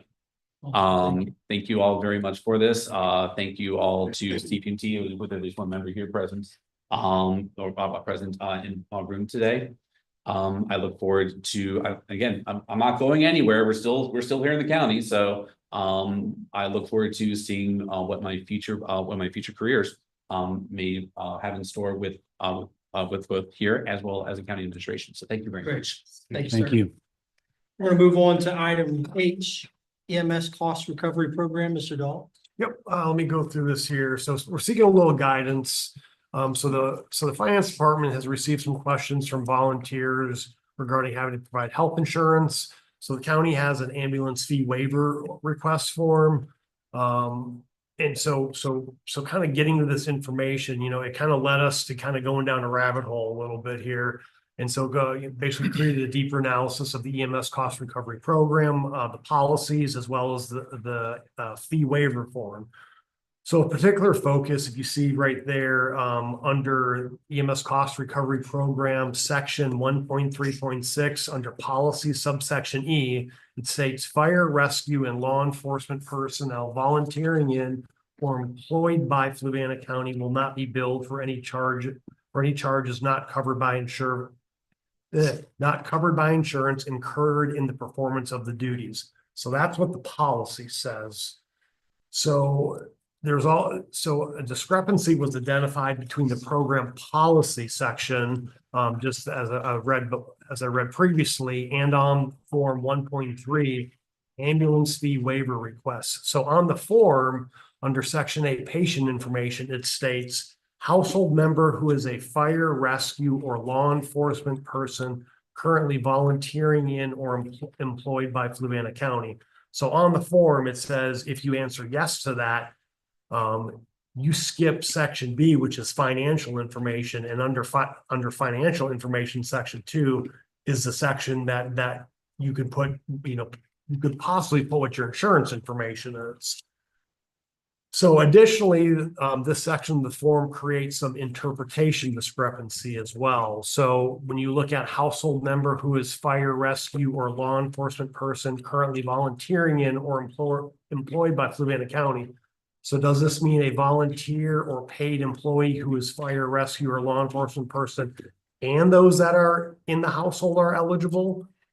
Also, when you look at that same statement, does it mean fire, rescue, or law enforcement person current volunteering in or someone employed by the county is also eligible, again, not being fire, rescue, or law enforcement? And then, additionally, should the waiver be eligible to others in the household besides the volunteer or someone employed by the county? And then again, kind of going back to the policy piece, again, it states under that policy, fire, rescue, and law enforcement personnel volunteering in or employed by the county. And then it says the last piece, in the performance of their duties. So after speaking with finance, Mr. True in emergency services and Mr. Witten, there's a lot of kind of discrepancies in the policies and the documents that we're just trying to make sure everything's on the same page. So some recommendations. So under the program policy section, one recommendation would be is because what has been practiced is if someone is an employee or a volunteer. So the piece about incurred in the performance of the duties, the ambulance fee waiver request hasn't only been applied to that because when you look at the form, it reads differently than what the policy reads. So the waivers have been provided for, again, if someone is working on their house at, at home and they, fall off a ladder and they have to go to the hospital and the ambulance picks them up. Those individuals, and under that circumstance, someone could file an ambulance fee waiver request because one, they are currently a volunteer. So that particular incident didn't happen in the performance of the duties. So one thing we would, recommend is scratching the piece that says incurred in the performance of the duties. In addition, under that same section, to kind of take that a little bit further, what we would possibly recommend is to say something along the lines of, and again, the red is additions and obviously the strike throughs are getting rid of language. Fire rescue and law enforcement personnel volunteering in or paid by Fluvanna County or employees of Fluvanna County will not be billed for any charges not covered by insurance. So that's a recommendation that we would have for that particular piece of language. Also, we would like to probably recommend some clarifying language on Form 1.3 ambulance fee waiver requests that makes it a requirement that individuals, if you are submitting for an ambulance fee waiver request, that you need to provide the financial information, which would include your health insurance information. Really, the goal is if we're not getting health insurance information, the county is leaving money on the table because the insurance company is not being billed for that. And it's not going to change that individual's necessarily bottom line from a cost standpoint. You have health insurance for a reason, and if we're not billing health insurance, I think we need to make that clear in the form that if someone's filling out a request, we need their financial information and we need their health insurance information as well. Because otherwise they don't have any motivation to give us anything. You know what I'm saying? Yeah.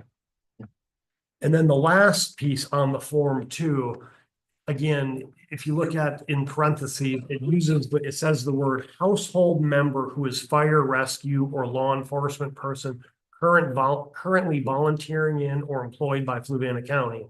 So are members of the household also eligible? The staff recommendation is yes, but I think a definition of household should be included. So a couple things to look at. A definition could be that it applies only to spouse and children, because say you have, if you have grandma and grandpa living in there or your uncle, I mean, should they apply because they're in your household, or should it only be for the spouse and the children? Another, to kind of dig a little deeper into that, does it apply to children up to age 25? Again, the legal age for health insurance coverage, children can be on their parents' health insurance coverage up to age 26. So do we want to go up to 26? And then kind of the last piece to that is, do the children need to live in the household? So I think, again, the first three bullets that I gave recommendations from my standpoint, those are a little clearer. The last one, I think we need some recommendation from the board on that, what qualifies for in the household and who is eligible. And that's kind of all I have for the board. So I guess let me go back to this one. So going to the second bullet kind of incorporates the first bullet. Does the board have any issues with making the language changes in there as proposed? I'm good with it. We didn't look back and kind of do case study, did we, of what would the impact have been if we would have, say, the last year or the past 2 years have had the same qualifiers in here of, you know where I'm going with that? Yeah, I think I do. And we haven't had the chance to pull that together. I mean, again, we're just looking for some guidance tonight. We're gonna have to bring back formal policy updates and stuff from an action standpoint. Yeah. So some of those things, we can bring that information back to the board probably at the next meeting when we would propose to bring this back. Part of the reason I ask is, so we had not before included employees of the county, correct? No, their employees have been included. Okay. Employees have been eligible for. Okay. Or fire, law enforcement, fire, rescue. No, there was one that was not fire. Oh, really? Yes. Huh? Okay. You know, just when we kind of did the cost recovery program, I think the main goal was to encourage folks to, you know, we were one of the few counties that wasn't doing it, was to make sure that it was covered by insurance, that there was a reimbursement for it, help reduce the cost of services for the county, which that we could in turn apply those funds for, you know, staff, et cetera. From that standpoint, I know this language is put in there to try to provide some relief to people that are doing that. Of course, insurance is still the first place that you go to, you know, like that clarification in terms of making sure that they do fill out the financial information is correct. Can't imagine one way or another that the impact on household members is that significant, because you have to assume that the cost is pretty low, and even if you didn't include them, there's still methodology in the system to allow for what we call soft recovery at that point in time. So I'm, you know, that would be curious to see those numbers, to see what was the actual impact on household members over the course of the last 3 years. So like how many household members actually, so on behalf of the person, how many household members actually qualified under that waiver? Or And where the service was actually used. Yeah. I think- I mean, you know, are we looking at a problem that's almost non-existent because it was used twice? So it's a Yeah. $1,200 a year problem, or is it something that's being used? Well, you're gonna struggle on some of that because I know of at least 2 cases where the person didn't know any better, filled the form out and ended up under cost recovery. It was only later they found out they could have been exempt from it. Yeah, but they should have filled out the form for the finances to begin with. Because if the insurance is paying, then the insurance company is paying. Correct. Yeah, and unfortunately, the form that was developed from kind of the origination, it basically says skip that section. And so we're trying to get the form and the policy kind of in sync with one another to make some tweaks. But I mean, Mr. True, Ms. McAllister, you guys, and you know, Ms. McAllister, she's kind of the cost recovery guru for the county. To the insurance. That's been doing a lot. And then we. So- It's like 20%. To go back and do the number that I believe the board is asking for would require pulling all the active members for the course in each of the departments over the last 3 years, pulling all of the paper copies of the call reports, trying to match the address associated with the call report to the active member roster for the course of 3 years. So you get this stuff on Friday, you're saying? No. I don't know that I would recommend that. I would just send out a survey form, you know, did you use cost recovery, you know, over the course of this? Again, did one of your family members use it? Because that's, I think really that's the only question that the board might have. So I mean, policy is a policy, clarification is a clarification, but the only thing that maybe kind of falls outside of what you might want to consider would be this question about family household. And in my estimate would be that, you know, out of the 60, 70 people volunteer, you know, over the course of 3 years, how many family members that have actually been, you know, used the ambulance service. Well, it's not just volunteers. I mean, it's paid staff and right county. Volunteers, paid staff. Yeah. I'm just saying in general, if you take that whole number, it's not large. Miss, Of- You have to have. Right. Yeah, but for him to, because he has to do an address verification against all calls for the year. So just in Lake Monticello Fire and Rescue, you got 160. I don't think they're Plus the asking as counties. much as they're speculating. No, it's just Yeah. speculation. Yeah. Really. and I so just can't imagine that the number's that large. That's all I'm saying. Miss McAllister, maybe you want to chime in because she's overseen a lot of the cost recovery program for years now. She's got a good background. in it, Yeah, I have a really good background in billing. I came from 28 years in the billing. I can go back. I started in November of 21. I can go back from 20 of 22 to present and give you each volunteer, each employee. I can give you the numbers. I don't feel comfortable giving names because I HIPAA, but I can at least give you an idea who requested it and for who. And that would take me maybe an hour or two to go through the fee waiver request. And that includes family members. Yes, sir.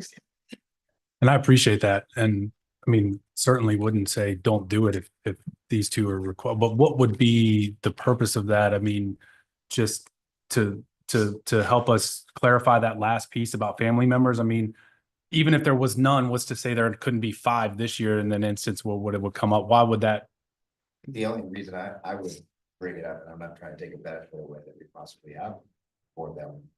But, you know, the tension in terms of, this is something that we're providing as a benefit, when in fact, in most cases, insurance would cover.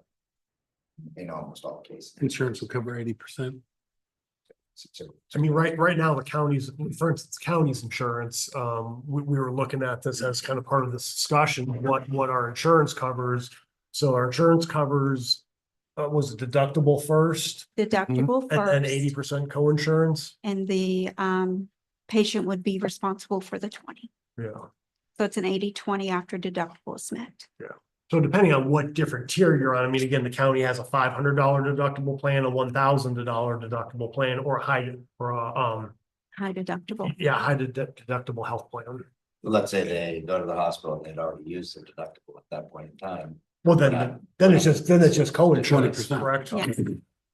They would be responsible for 20%. So the real question is, in this situation, how we reimburse for the cost of the insurance. We're waiving it. Yeah. Wait. Yeah. So I mean, To me, it's, as you said, it's a pretty small number, and it's just more out of curiosity. I mean, I don't know that we need to. Yeah, you know, I always like to look at what the potential impacts are, but we're talking about some pretty low numbers. I mean, I think the better impact is making the language change to make sure that insurance is built. Yes. I think that's the piece that needs to be corrected and fixed. is the current interpretation as it is being implemented as a policy that family members are included on it? Because if that's the Yes. case, then to your point, Mr. O'Brien, it would be essentially a benefit that we would be taking away if that's the current application of the policy. Yep. And that'd be my only concern there, that is if that is something that they're currently getting, maybe codifying that was, let's codify it in the language. If that's the current interpretation and we can't say that this happens all the time, why, I don't know why we would, and I don't think anybody's arguing that we should take it away. I just think that why not codify that language if that's how it's being interpreted as it's currently written? Okay, so we're. So on this, so under bullet 2, which is basically bullet 1 with some additional changes, are you fine with the second bullet and those kind of those language changes? And I'll work Yes. with Mr. Witten to wordsmith it if there's some slight tweaks, but I think that Mr. Witten covers those things. Yep, we're good. Okay.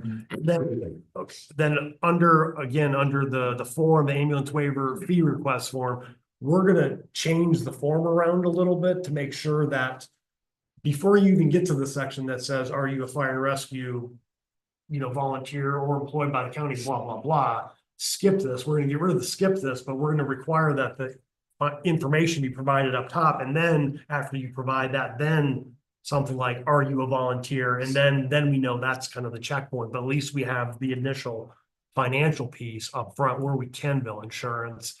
So that's what we're gonna do on that. And then just really this last bullet is really who is defined as household. Again, we've been applying it to the household, but again, I think, as we talk, it would be good to define what household maybe is. And so again, just an initial, an initial piece is spouse and children. I like the spouse and children up to 26. It's clean and it aligns with the insurance. I agree.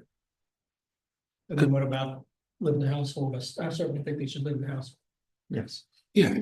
Yeah, because Or you, I mean, how do you, Yeah. if a kid's 26 years old, I mean, how do you confirm whether they're Right. living in their house or on their parents' insurance or not? I mean, I think, again, that one piece, I would say, how long are we gonna hammer that out over maybe 2 to 3 cases, if that? But I mean, 26 seems high to me if you are going to give this benefit and if it is going to be used.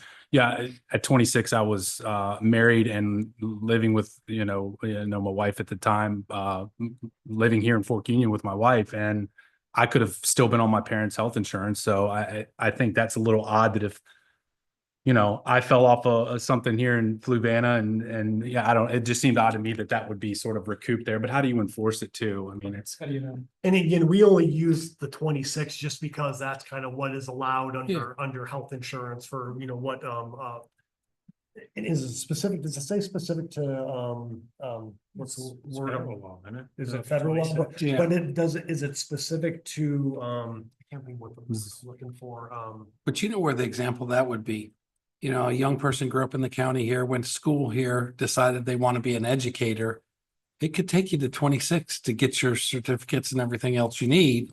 And then they get a job with the school system and find their own place. Sounds like we're saying 26 with no language of living in household.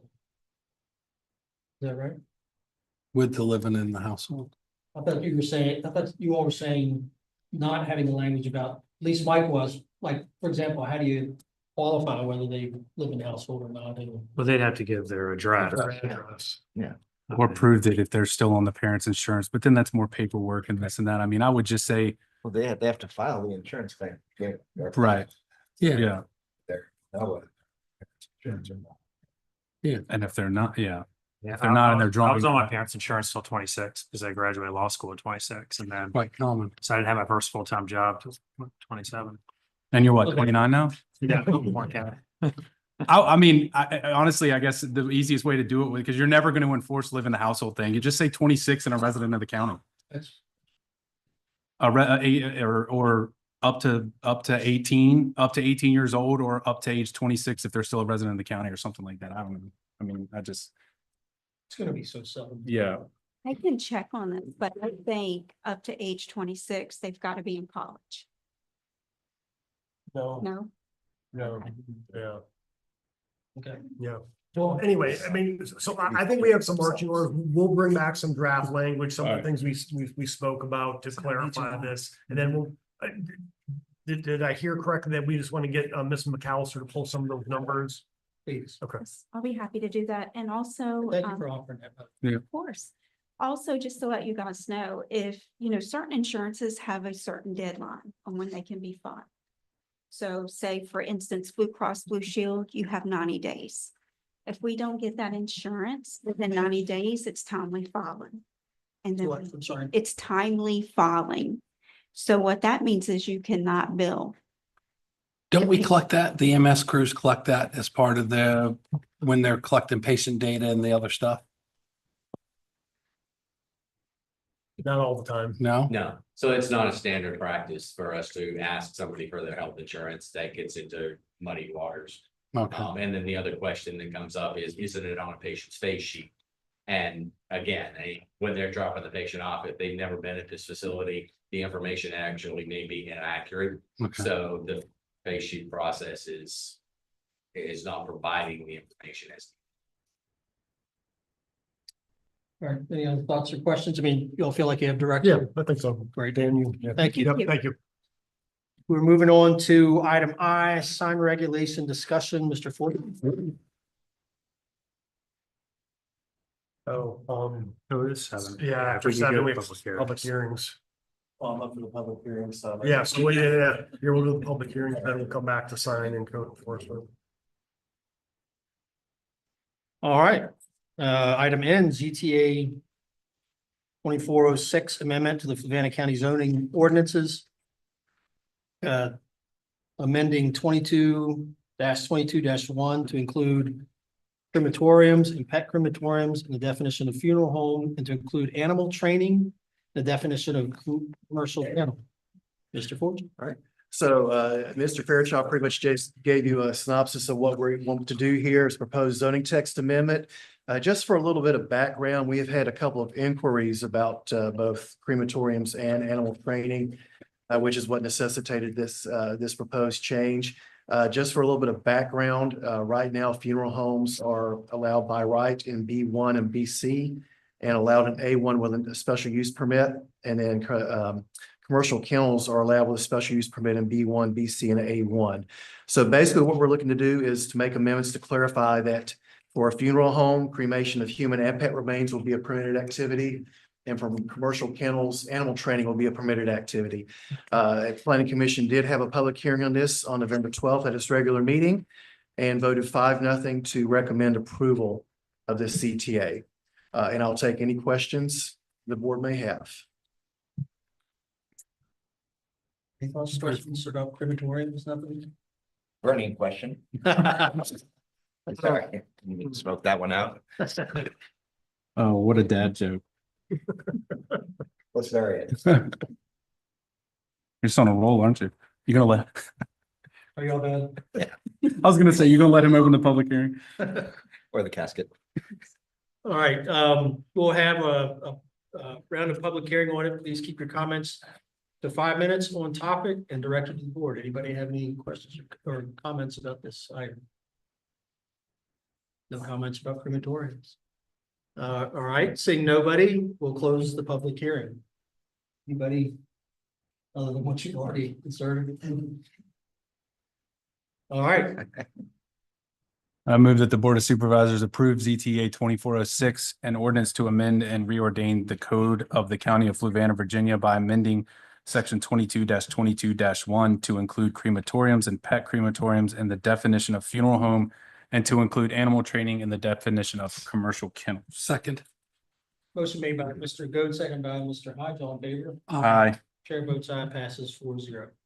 Moving to item O, ZTA 2407, amendments to the Fluvanna County zoning ordinance, amending 15-4-1 and 22-26-7 to clarify the requirements of the phrase shielded and screened from Mr. Fortune. And again, this is a proposed ZTA to amend the aforementioned sections of the county code. What we're looking to do here is clarify how the requirement that inoperable vehicles be shielded and screened from view be met. And the suggested language would allow it to be met one of 3 ways: placing the vehicle within a fully enclosed building or structure, placing the vehicle within an area completely enclosed either by a solid, rigid, opaque fence composed of standard fencing materials or by landscape arrangement with non-deciduous trees, or by covering the vehicle with a tarp or other vehicle cover. You should have a copy of the proposed ordinance change in your packet. I'll just point you to 15-4-1, paragraph 3, and you'll note from the suggested change that paragraph 3 is very short and doesn't get into a lot of specifics. So that's where the change would go in that one area. And then we also on 22-26-7, paragraph D, also have additional language there clarifying what shield or screen would mean. And I'll take any questions the board might have. Okay. No one's looking for cover from this one. Should we? Do we normally have discussion before we go into this public hearing piece? I mean, you can. Okay, so my only, well, I guess, let's do the public hearing, then we'll bring it up. All right, we'll open up the public hearing. Please please keep your comments to 5 minutes on topic and then direct it to the board. Seeing none, we will close public hearing. And I typically, before the public hearing is questions, this is more discussion. I just, the tarp one kind of concerns me a little bit, just because you could have a bunch. I mean, if the purpose of it is to keep something that's an eyesore screened and shielded from view, putting a blue tarp over it is like putting lipstick on a pig. And I feel like if we're going to do this and mean something about it, I feel like that one concerns me a little bit. I'm not saying I wouldn't vote for this, but just something to bring up. I agree with Mr. Goode. You'll end up with a field of yellow tarps or whatever. And so if it's ruining the view shed, it doesn't really do a lot. I mean, some of the purpose of why you don't want inoperable vehicles is the same reason you don't want an open junkyard. You end up with fluids and other stuff on the ground, and that doesn't help protect it. I would be in favor of striking that or referring it to the planning commission to consider striking that. We can strike it here because it's less restricted, right? Well, no, it's More restricted. One option, the planning commission did discuss was fitted car covers. You could buy $100 fitted car cover, and then that's, more sightly. The planning commission's big concern was the tarp fences, not allowing tarp fences, Yeah. but Then we'll probably need to refine language at some point that says what defines a fitted car cover. but if you did strike it, would have, you don't have to send it back to the planning commission unless you desire, but you wouldn't. So in our what if- public hearing. So what if they made reference to more specificity to what is a tarp cover? Would that be more restrictive or is that? Fence, a fence. A fence. Yeah, car cover. A fence or a building. You would say a car cover. So right now it just says any vehicle cover. So, I mean, it would be. Could you say any vehicle cover to exclude tarps? I'd be fine with the vehicle covers if they pay personal property on the vehicle.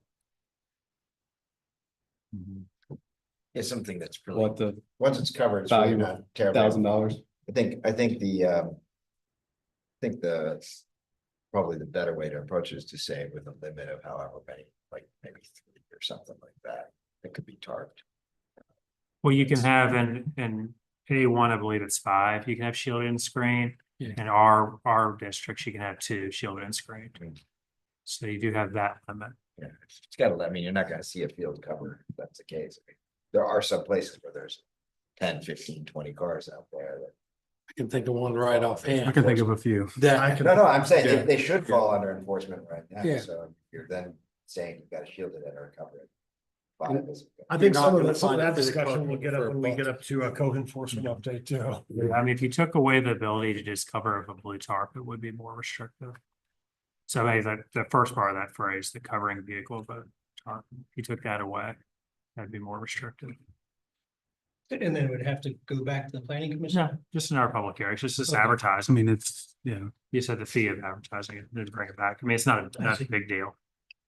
Dan, do you, I guess, Todd, do you have any concerns with striking that, if we were to strike that, or? Okay, What y'all want to do? if one other person wants to strike it, then that's a consensus. If not, I'm just asking, Not a consensus, it's 2 people and 2 other people, but maybe you do have a consensus or not, so. well, I would be in favor of striking it and reposting the public hearing. I don't think it's something that's gonna draw thousands of people out for, I think it's just, I don't think it's a huge thing to repost it and do away with it, but I could just see it being severely abused. yeah, You know. I'm good. It could only be abused, but. that's still pretty unsightly.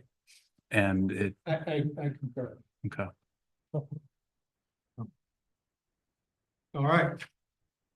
So do we need to defer? Yes, if you wanted some motion, so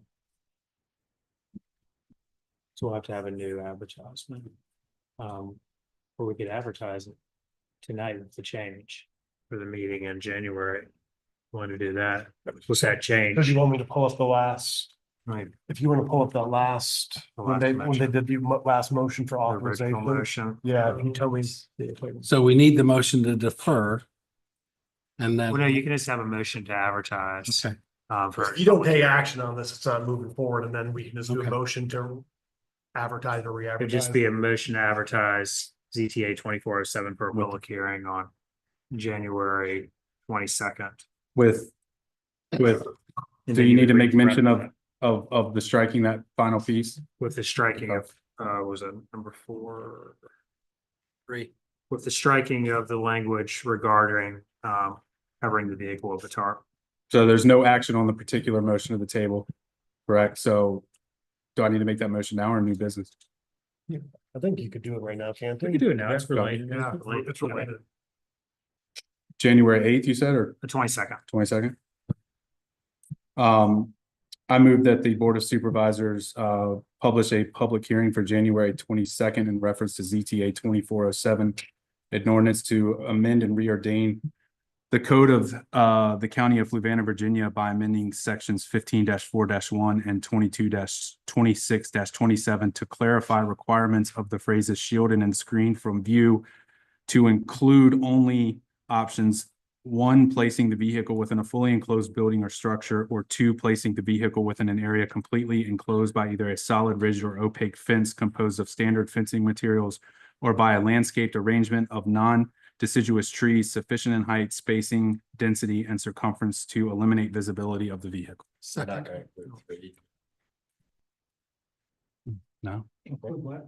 3 to have a fitted car cover. Oh, I would say no for now. See, I think you really, I mean, you can have somebody who's got, as I said, 5 cars, good car cover. How are you gonna be able to tell whether it's operable or inoperable once it's covered? And how are you gonna then in turn enforce the fact that the person You would, has it, then are you gonna actually instruct staff to do that at that point? well, you can simply do it through a personal property lookup. It would be a complaint to code compliance. Code compliance would follow up, open a code So compliance basically, case. Almost not enforceable policy. Why would it be not enforceable? Right now, You would need a warrant to lift up the car cover. You can, the code enforcement person couldn't take off the car cover to see if it has an inspection sticker or, you know, registration without an administrative warrant. You have to have a warrant for that. I would recommend it with the car cover. Would you care to elaborate on any additional language that would clarify car cover? Modified to have a fitted car cover. Fitted car cover, Fitted car cover. fitted to the make and model of the vehicle. Fitted car cover. So a neighbor, I'm not opposed, but but a neighbor raises a code compliance case. There's a fitted car cover that's authorized by code. And code compliance cannot verify that. So how does he close the code compliance case? I think the purpose of this is, we don't want a bunch of blue tarps, and we don't want to have a bunch of cars out there, not whether or not there's 5 cars that are covered with a nice cover on there that you would Well, care about. We no. don't want the other 15 cars that are. No, not but you covered. have to remember, Tony, 5 cars are 5 inoperable vehicles. Right? I can have in A1, 50 operable vehicles covered, and there's no way you can tell whether they're operable or inoperable. That's right. This is where you run into the problem with the code. elaborate. You can clarify, have, there's no if you limit wouldn't on the mind. number of operable vehicles you could have. So if I've got 6 inoperable vehicles and I cover them with the things, I'm in violation of the code, but there's no way to enforce it. The Oh, I think what neighbors you're saying. complain, code compliance can't follow up properly, so there's an issue with it, and we created the issue with the cover. Now, if you put it in a shed, the neighbor, or a barn, or whatever you want to put these vehicles.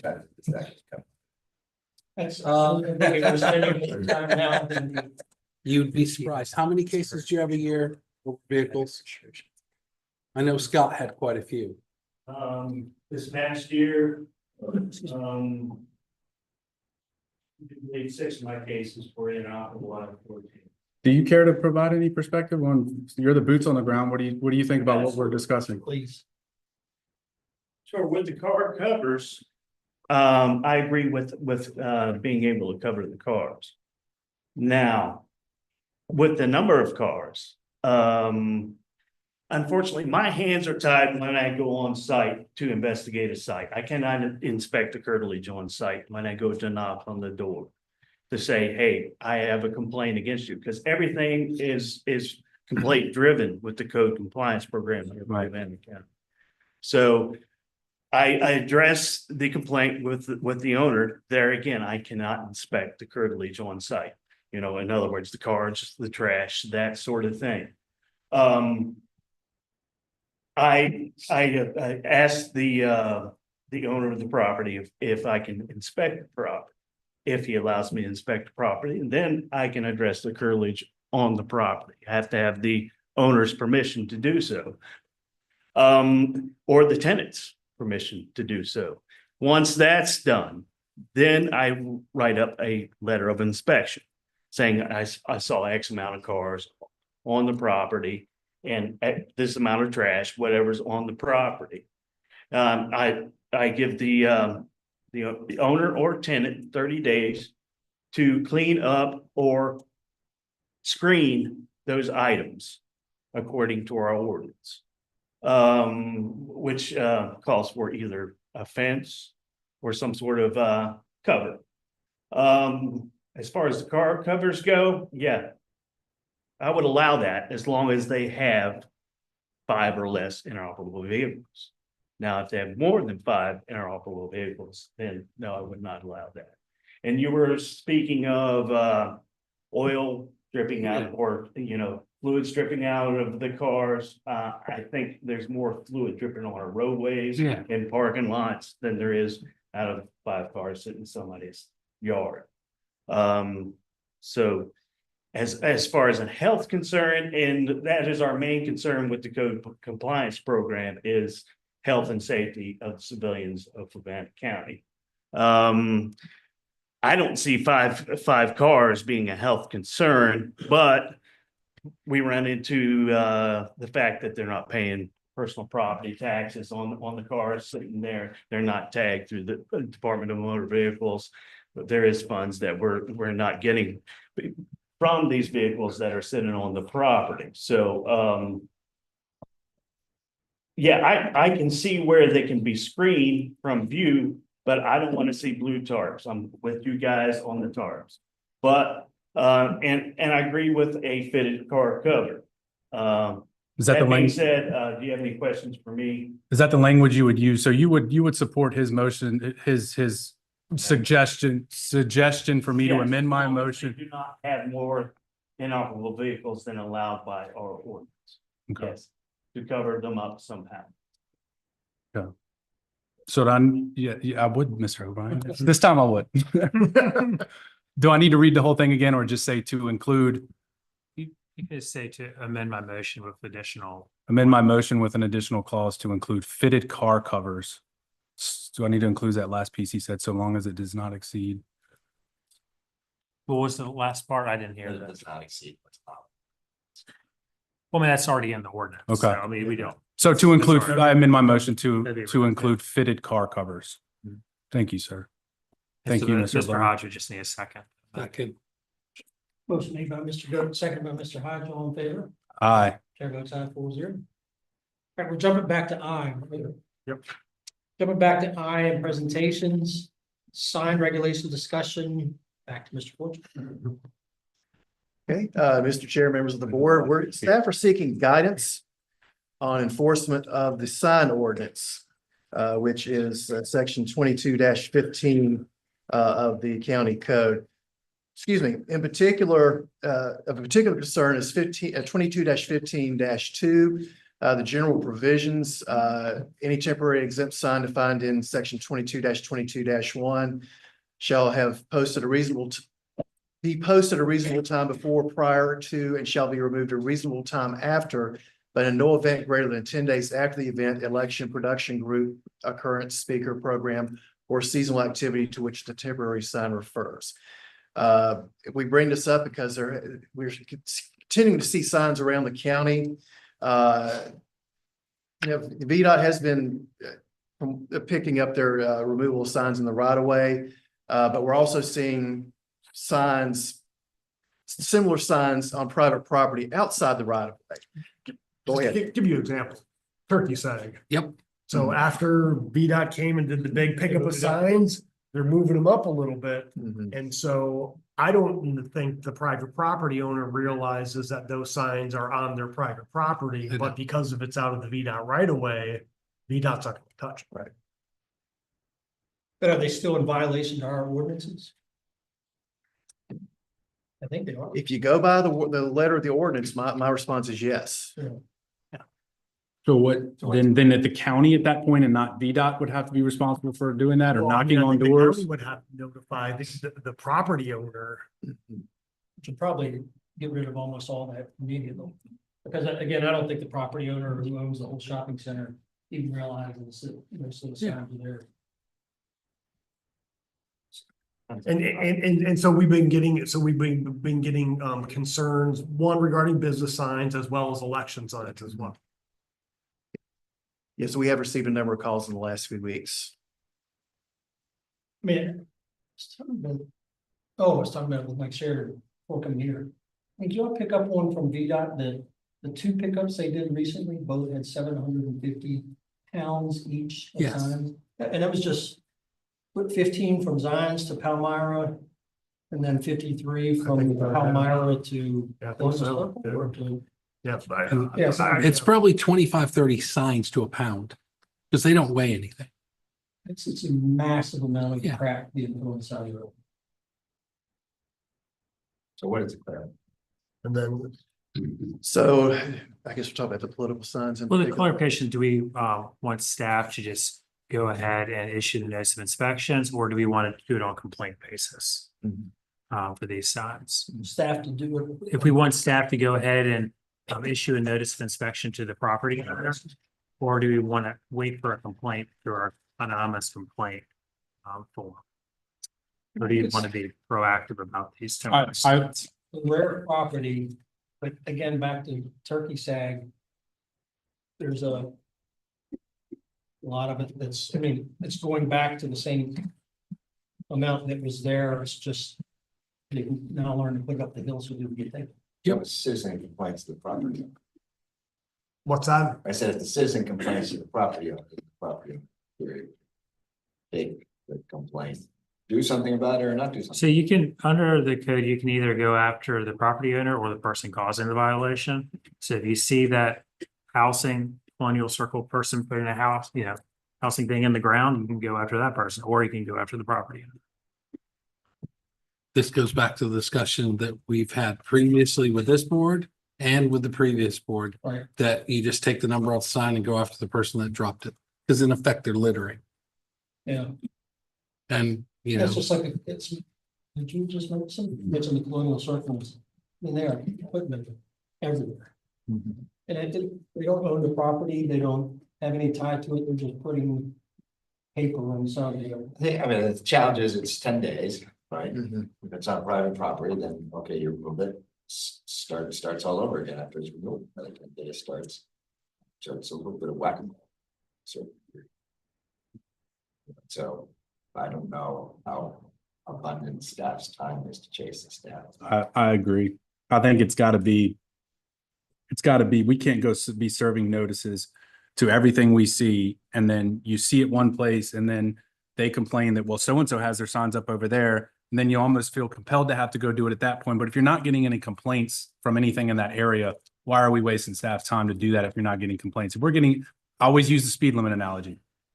You're getting in complaints of speed in certain areas.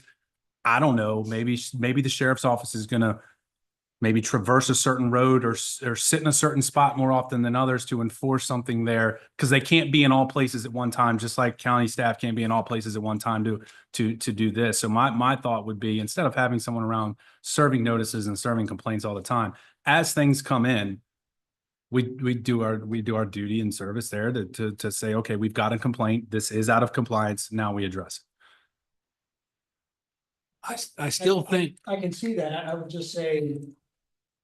I mean, a lot of municipalities have, especially over those paper and wood stake signs. A lot of municipalities more and more are enforcing against those because it is litter. And, do we say that we just allow litter until somebody complains, or is it up to us to say, we're not gonna have a trashy looking county with crap all over the side of the roads? but I think if you put a fine against it, eventually the people doing it will get the point of view, and any expense of county staff is offset by the fines initially. And is that on a complaint basis or on a pure enforcement basis as it's? Could be either or. So if they're out in the thing of their duty going out, whether it's inspections or whatever else they're doing, or on the way to an existing complaint, and they see another one, they've spotted it, they've seen it, do something. I mean, what are your how much burden it puts? I'm gonna let Ben answer that. Ben, I'll just remind everyone, Ben splits time between my office and building and the building office. So. What is those questions? Sorry. If you were to have to chase down all the violations of temporary signs, keeping in mind that the temporary sign ordinance says. I would be, chasing down signs. You'd be busy. Yeah, I'd be very busy. Not to mention the blue tarp. tarp. I'd be the sign removal officer. Pretty much. And you don't have the appropriate. That's that right. Absolutely not. No. But VDOT handled those last two rounds, so can we still keep having VDOT? Anything in the Anything in the right of way, yeah. Oh, that's right. Yeah, because again, that's what I've been doing. When I go to areas and I see that they're in the right of way, I'll put a submission into VDOT and signs in the right of way here and, pick them up I eventually. think if a citizen makes notice to the landowners that the supermarket area there where there's so many of them. They'll probably go away at that point. Well, I guess I'm okay with, I mean, you're right, VDOT is still doing it within the right of way. It's really an exception that they, I think that they, I think this, at Turkey Sag thought to. I think it's smart. Somehow the word got out, put it back on the hill. And I don't know that this is really much of an issue unless something makes it go more, I think. No action.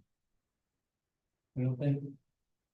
And again, this is not action. This is really for staff. We're seeking, yeah, we're just We're not seeking asking you to guidance. follow up on it. Yeah. Yeah.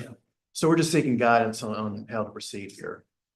Seems to me that the guidance is that, you know, we don't want to chase down violators beyond what our current ordinance is at present. It's going to be a burden. It's going to burden staff. And probably not will resolve the problem. I think it's mostly Turkey Sag and one or two others. Yeah, it seems like that's been kind of driving this conversation for years, which I understand. I mean, Well, it's been that and the political science too. Political science is the other piece of that. That's the other. And we can file with VDOT and say, hey, there's two political signs on Route 6. VDOT, can you go remove them? They're in the right. Yeah, but if they're not in the right. Not in the right of way, then you have to wait for a complaint. so I think right now what we decided a few months ago was if it was in the VDOT right of way that we would call and submit something to Yeah. VDOT. And right now it sounds like unless there's a complaint. And if there is a complaint, we can notify the property owner whose signs those are on and solve it from there. Well, yeah, I mean, if I see them the right way, I'm gonna submit it myself. Yeah. Why don't we have any type of enforcement action on our ordinances? So when you violate an ordinance, I raise a complaint, you go out, it causes you to incur time and you have to log a case, but there's no punitive action. So the person just goes, okay, and then it happens again.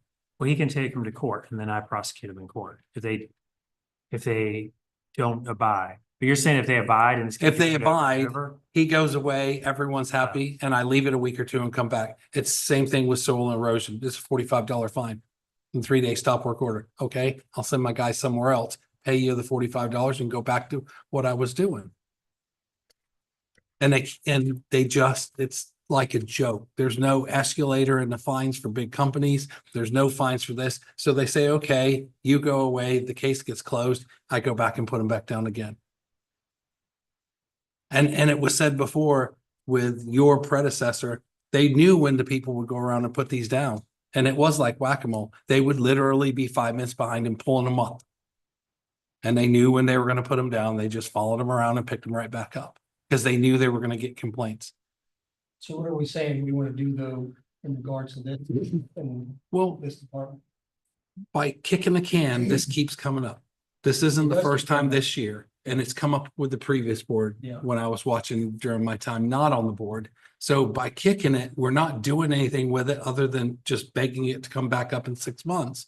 If there's no teeth in the ordinance or something to stop it happening, it still spends his time, it still wastes our time. I will say though that what we have done is getting VDOT to start, which is. That helps. Yeah.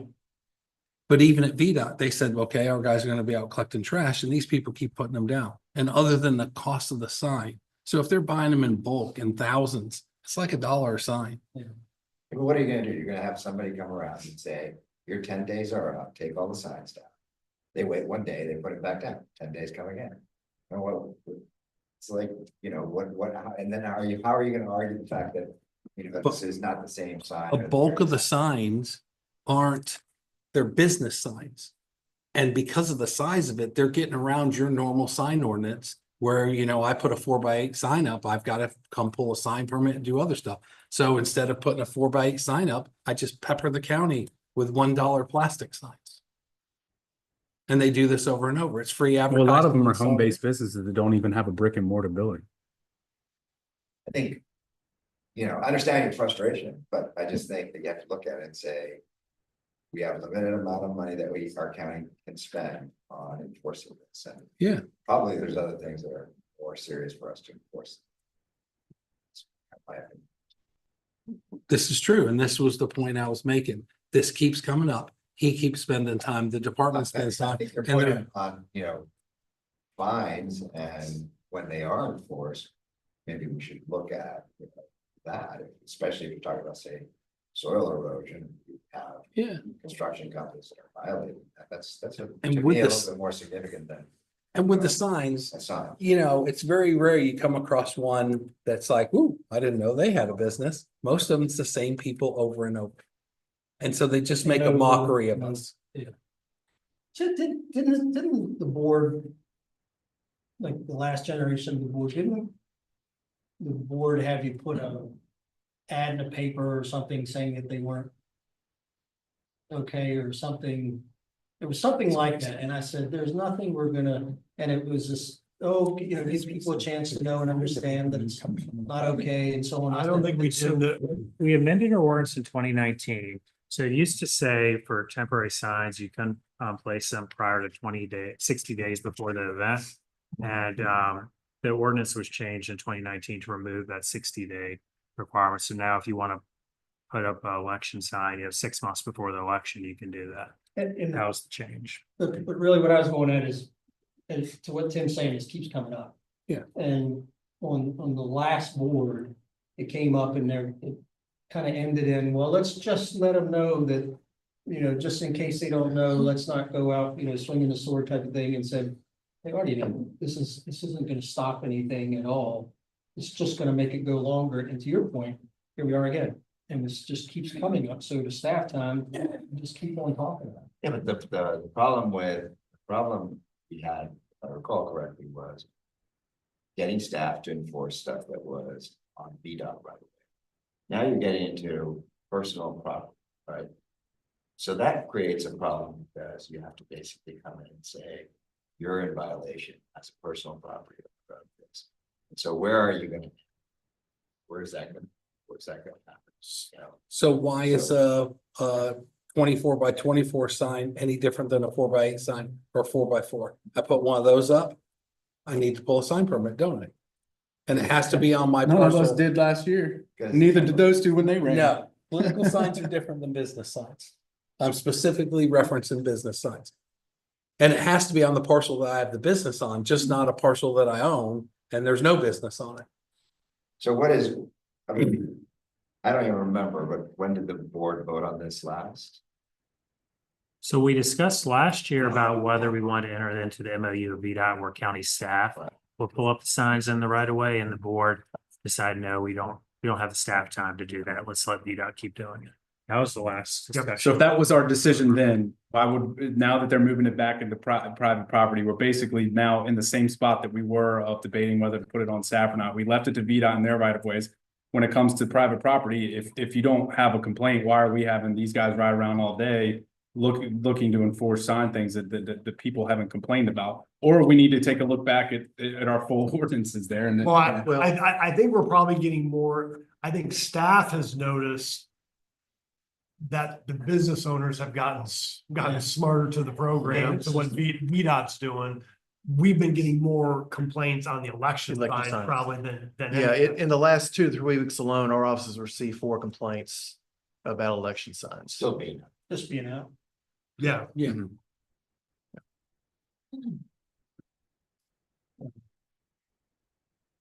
I don't see a lot for us to do in this. Again, I think it's mostly, other than these couple election signs, and that's even a season in itself. Other than some election signs being left out, did you take those down? I had people do it.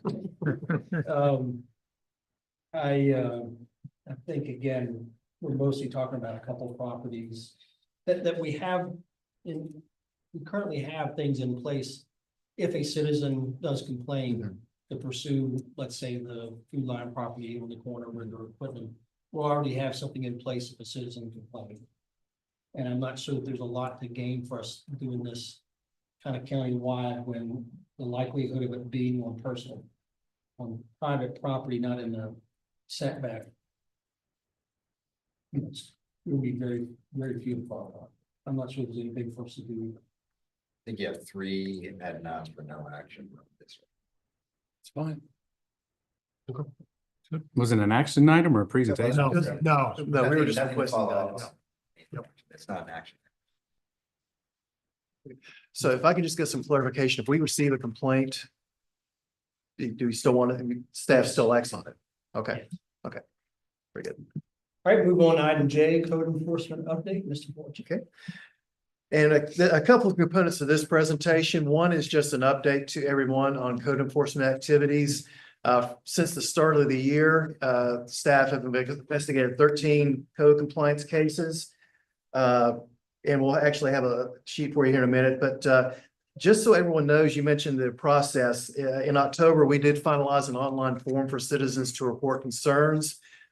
And the form is now live, and the person who submits the form has the option to remain anonymous. And what we're trying to do here is have a formal process where we can have documented complaints, which allows Ben to have something when he goes out in the field to investigate. To report to concern, there are three options. The resident can complete the form online. If they're having issues with it, they can actually stop by our planning and zoning office and staff will assist them in completing the form. Or contact us by phone. Shortly after the form went online, I received a call from a citizen and I walked them through completing the form online. So those are the three options. And here's just a breakdown of the complaints that Ben has investigated since January 1st and the status. Many of these have been cleared. There are a few still in progress. And you notice most of these are junk and a few inoperable vehicles. So a few things we'd like guidance from the board on. As you mentioned, right now investigations are complaint driven due to staffing issues. Does the board want us to continue that, or do they want us to consider proactive enforcement? In the code, there is currently no definition of a code enforcement officer. And per 22-19-3 of the county code, the zoning administrator is actually the one who's granted authority to administer and enforce the zoning ordinance. So we're kind of looking for guidance on whether we should amend the code to actually, one, define code enforcement officer, which is Ben's role, and two, designate the authority to investigate complaints to him. And then again, just the documentation of complaints, we have the online form and we're trying to steer people to that. And just want to be sure the board has no concerns with that process.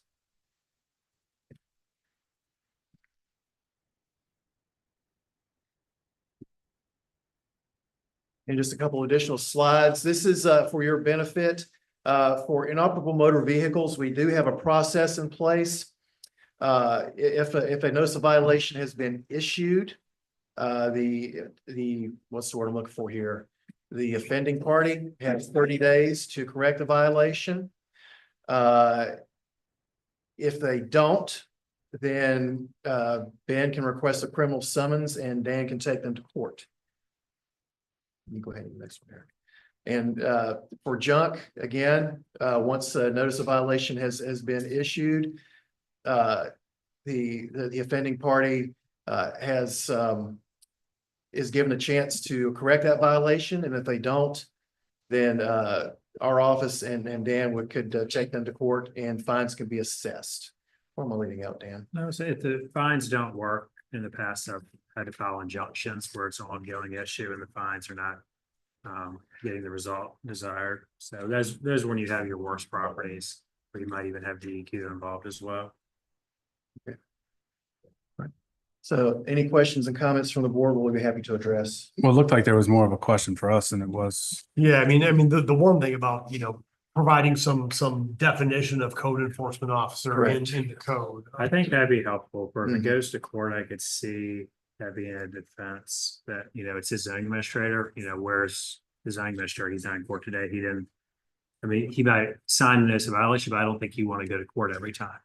So it'd be good if you had either, we said, or designee, or we had a separate section that talked about code enforcement officer. So it almost seemed like a non-question to me. It's so obvious that there should be verbiage, and it's just more us looking to you all for.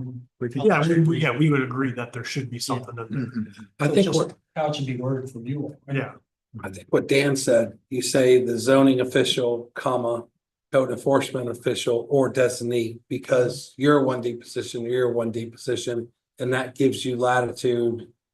And I fully agree, because Ben's better to go than you because he deals with the cases and he has the information. But to have that backup, And for clarity, actually, Jason Overstreet's zoning administrator right now. Oh, okay. But Mr. Fortune's working on CZA, so he become, because the board has to designate his zoning administrator. And then one thing too, you know, let me just bring up one thing. So again, kind of going back to complaint driven or proactive. So for instance, for me, I drive around and I see stuff. So I report it to the planning department because I see something that, well, that's a lot of garbage piled up there on the such and such thing.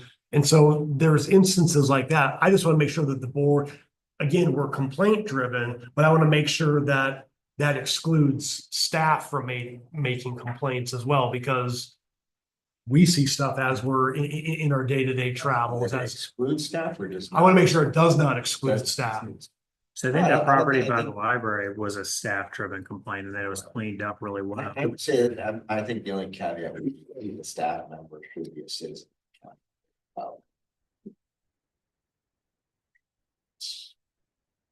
Just, well, I mean, well, I wouldn't want a bunch of Albemarle residents coming over here and complaining about our county. That's it. Well, I think that'd be unfair to Miss Harris. Yeah, I follow a lot of complaints too. Yeah. It can be anonymous. Yeah, it can be anonymous. Right, I meant to point But that for out, the the form, you can report that anonymously. Talk where do you live? Buckingham County. So he couldn't. report. But he's responsible. I think it'd be a little bit odd, which in his position, he couldn't report. And It's also no offense to the ordinance. it's just my opinion. And it's worth a lot. So that, I mean, we know we wanna. We're gonna do code enforcement definition to the code. We're gonna bring something forward on that. And then I think I hear that staff can continue to file complaints should we see. Right. So basically, if it goes to court, the judge just wants to know, was there a complaint filed? When was it filed? You don't have to say who filed it, or were they a neighbor? What was their address? Those are the only questions I would ask him. So with the complaint or complaint driven or proactive enforcement, are you basically talking about? Do you want him driving around all day and looking for specific things on Tuesday, Wednesday, Thursdays? I mean, I would say that it's really hard to be uniform in a proactive enforcement policy with only one person. I agree. With the complaint form, what we're trying to do is eliminate secondhand complaints. I have the information in hand. I know who made the complaint. I have their contact information. So if I have any questions about the complaint, I can contact that person. Right now, without the form in place, I don't know who made the complaint. As far as I know, secondhand information does not hold up in the court of law. Or if you need a follow up with the person, it's helpful to know their Right, contact info. yeah, it's helpful to be able to follow up as well. So I would like to require all complaints be reported. But anonymous is okay. Anonymous is okay. There's a checkbox on there where they can choose to remain anonymous. You wish to remain anonymous. We have a checkbox that says citizen of the county. No. Interesting to see that. I'd say we would enforce it, just a question. All right, what do we say here? I hear we're not gonna ask Ben to just drive around and look for complaints. They're gonna be complaint driven, but they can be complaint driven from staff as well. But I would encourage him if he sees an egregious violation, file it anonymously. I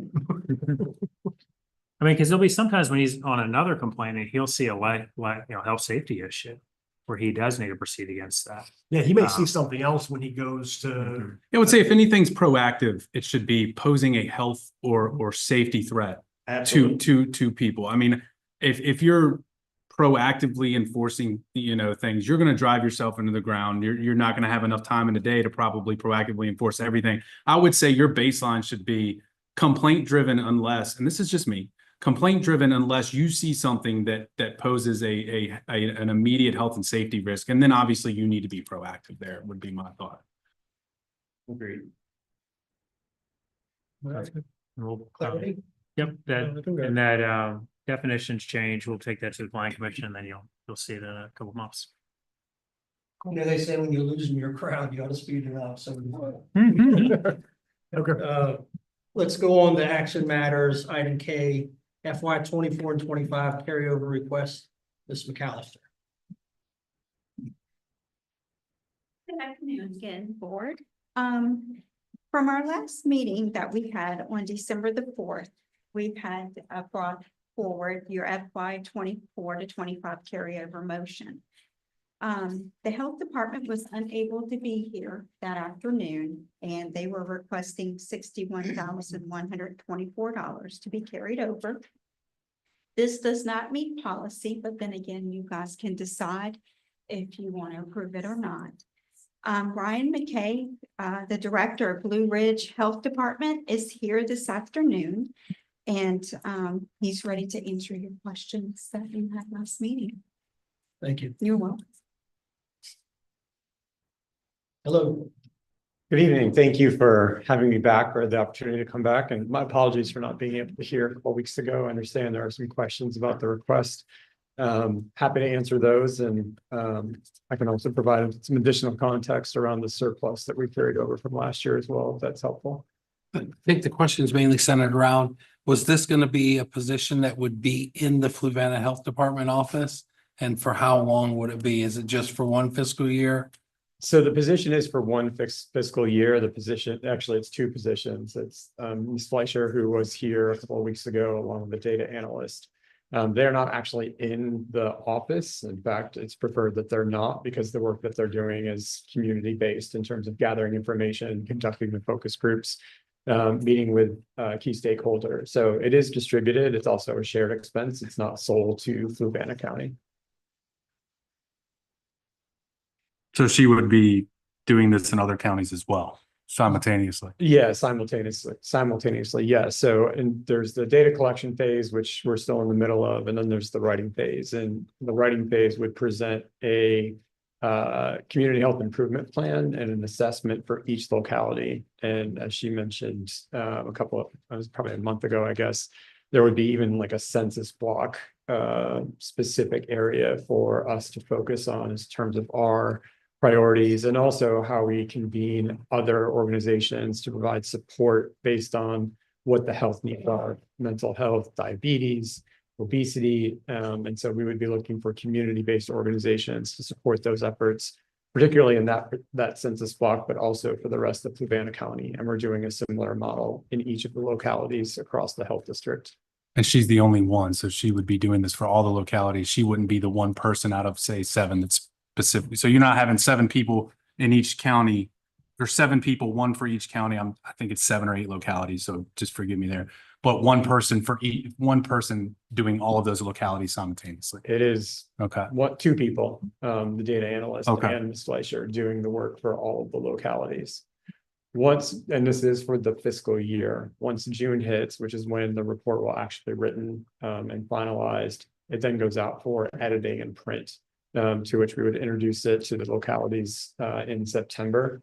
From there, then it's mostly my job, but with some support from our health district staff, to then go out and convene the individuals and the organizations that would provide the support for meeting those specific health needs. In some instances, that might be the health district itself. It might be Fluvanna County Health Department. In others, it might be community partners. So if we're talking about mental and behavioral health, it would be social services, Region 10, nonprofit organizations that would initiate and support the implementation of the plan itself. Are there other costs associated with the position? I mean, you've got 2 people, you've got 7 counties. Do the math, $420,000, $210,000 per person.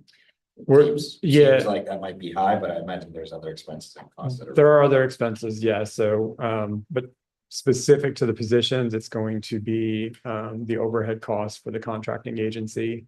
It's a 20% markup based on the company that we are required to use per state contract. Any of the Vita charges that we have, so the laptops, the phone, the accounts, that's also attributable to those 2 positions, and then any travel costs associated with the work that they're doing. And I'm assuming are you asking to fund these and carry over requests with other counties in the district, or It's either a carryover request or using vacancy savings depending on the locality. Our surplus it varies from one locality to the next. We did a move to a new building in Louisa County last year, so we had a lot more expenses that we had to cover for that move. So their carryover savings is less, but we use vacancy savings, or if possible, we try to utilize a grant, but ideally we're using the vacancy savings. This project, in terms of the assessment itself, the improvement plan, the writing piece does end in June. It's a 3-year cycle, so we're wrapping up the last cycle, and we wouldn't have to go through this process again for another 3 years, in which time we are going to transition to ideally a more permanent full-time equivalent position that's funded consistently by the state in combination with local government to be able to support this position for long-term solidified individual, as opposed to piecing together the different funding streams to support it right now. It is a position that was once a full-time equivalent position, and due to some changes during COVID in terms of our priorities as far as providing direct service versus sort of the strategic planning piece and the long-term planning piece, a decision was made to reallocate that position for more direct care services. So you have, sorry, Tim. No, finish. So you have two requests here. Let's call it a 61,124.24. Let's call it 61,000. Okay, you have number one, number two. Number one is maintenance and expansion of sexually transmitted infection testing, which includes blah, blah, blah. So if you've got $61,000, what percentage of that, or what dollar amount of that goes to number one in your mind? What dollar amount goes to number two? Yeah, I think I don't know if I provided, but I think 55,000 was attributed to number two, and the remaining amount, like $6,000 and some change, was attributed to number one. I remember discussing that last meeting now. Yes, because there is a small state contribution to that. It used to be grant funded through the federal government. The funding for that particular grant ended early in the fiscal year, and so the state was able to provide some funding for that, but we want to expand that to make sure that we're able to provide that service. And what we would do next year is just bake that in planning for the next fiscal year, that we're just going to have to account for that before we get to the next fiscal year. And that was my question. I have a follow-up on that.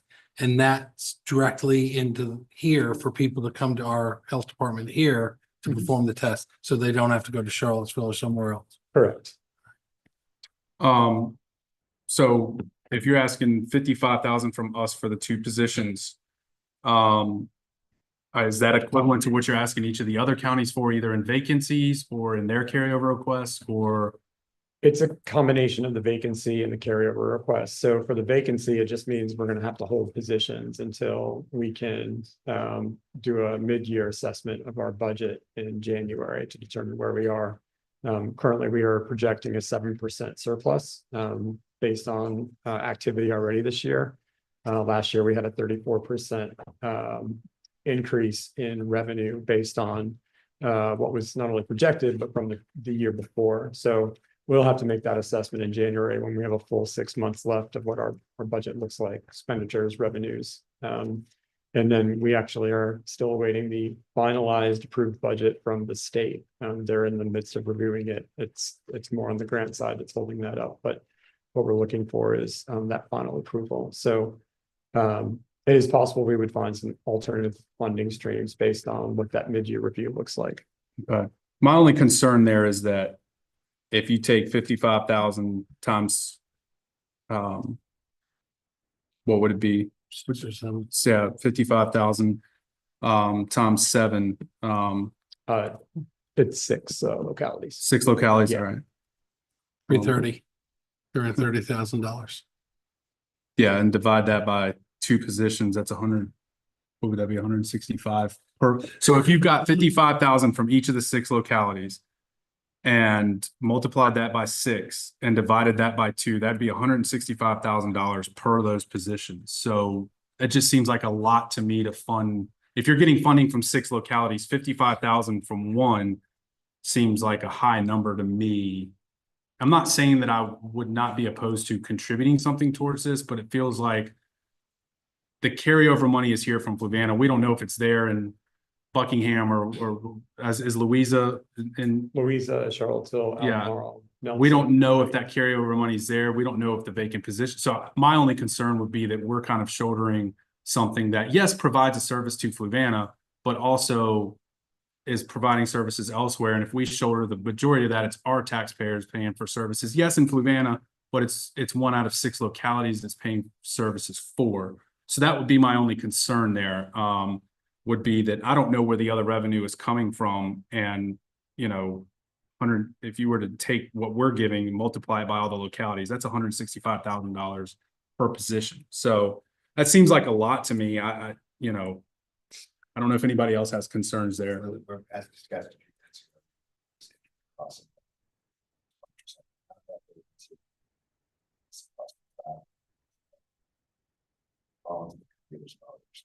Some indirect costs that are part of that.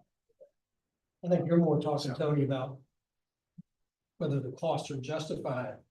I think he's more talking about how, in the process we're in right now, how they get distributed amongst. No, and I think that question wasn't answered. I think what he's really, the words in your mouth, but I think what he's really saying is, are you essentially putting the same ask for each of the counties? That's what, yeah.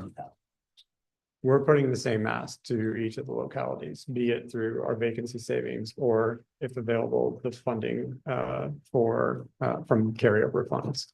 And again, it's going to be changed based on need and what we need in that each locality. So I'll give you an example. In Nelson County, we do have vacancy savings that we're accruing this year and can contribute. We are also moving in Nelson County. We just moved. And so there's about $54,000 in moving costs that we had to use carryover funds. The idea there was that we were supposed to move last year. We didn't, needed those carryover funds. So we're applying that to Nelson County, but we are using alternate funds from Nelson County to pay for the position. What would each position, do you have salary basis for each position? The salary base for each position, it's $45 to $50 an hour. Okay, so what would that be per year? Okay, so each of them is incurring $70,000 in other expenses throughout the year? I just asked the question. Well, 90,000 with your other tax and other things you got to pay as an employer, you're running about 25-30% there. So you're talking 120 there, and then plus travel and computers, like you said, the numbers work out. 20%. Yeah. So you might be saying it in your presentation and I'm missing it, but what is the relevance or what is the importance of it being now instead of budget season? So I'm always saying, I think it's more transparent to the people when something, to the citizens, when something is dealt with within the budget. And because nobody's going to ever look back and go, oh, 60-some thousand dollars didn't get spent by them and the citizen didn't really know, and you could argue whether the extent that they would care to know and so on. But our job is to be as transparent as we can. Mm-hmm. So why deal with this now and looking for carryover and in different ways from other counties? What's the importance of it where it can't just be dealt with this in this coming budget season? Well, the money, the project itself has to be completed in this current year. And so what we'd like to do is to be able to pay for, rather than put vacancies on hold. We want to use the carryover funding now to be able to pay for the positions. These two individuals have worked with us for a number of years, primarily during COVID, and were funded primarily through COVID funds. Those funds, not only for these positions, but for many of our positions, are either run out, have expired, or will run out in the coming years. And so for us, it's a choice about spending down the grant money and then figuring out, are we going to be able to continue to use these positions and also put jobs up for posting? So we want to hire another nurse for Fluvanna. We want to hire another front end person so that we have more individuals who are able to provide services specific to Fluvanna County. In the absence of that, we have to reallocate resources. We have to hire contract nurses to be able to perform those tasks. So for us, what this means is it allows us to post those positions, ideally hire an individual while also maintaining progress on the health assessment and improvement planning. And then, so is there grant funding that would be in jeopardy if we didn't get this? There's no match or anything like that. There's no match for The this. project has to be wrapped up. Yeah. This budget. Yeah. I'm okay. there a motion? I move the board of supervisors approve the following carryover requests of the FY 24 unexpended budget lines as the listed departments to the FY 25 department budget lines as specified in the amounts listed. A, Health Department Contract Services, 61,124. Second. Just one more bit of discussion. Yeah. We're also in carryover, we are basically giving the thumbs up to new positions, correct? Because you're gonna bring it back into the budgets. We will propose positions as part of regular budget process and funding. And so this is not new positions. We want to create new positions in the future, which would be a combination of state funding and local funding that isn't tied to grants. It's not tied to carryover. So in my view, you're not approving a new position. You're approving sort of a project that's finite until the end of the fiscal year. And then we would look to, in our longer term planning, as far as our positions, look to make strategic budget decisions to make sure that we can create the funding for that particular position in 2 to 3 years. But you're adding services, right? In other words, you need these people, you don't have these people in place now, right? That's correct. So you're adding something that you don't anticipate you're just gonna have through the end of this coming June. So however it comes about, the funding you're looking for now, I'm asking this, I'm just trying to understand it. The funding you're looking for now is gonna become repetitive. And it's gonna start showing up in your budgets. You're not gonna get rid of these services. You're gonna reduce services, right?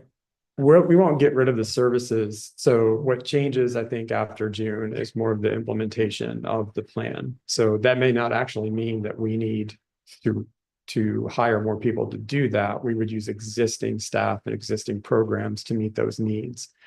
The other needs that aren't really health department specific, let's say it's the behavioral health piece. We would convene the individuals. That's where I come in as a community health strategist, convening the individuals to make sure that the services are provided.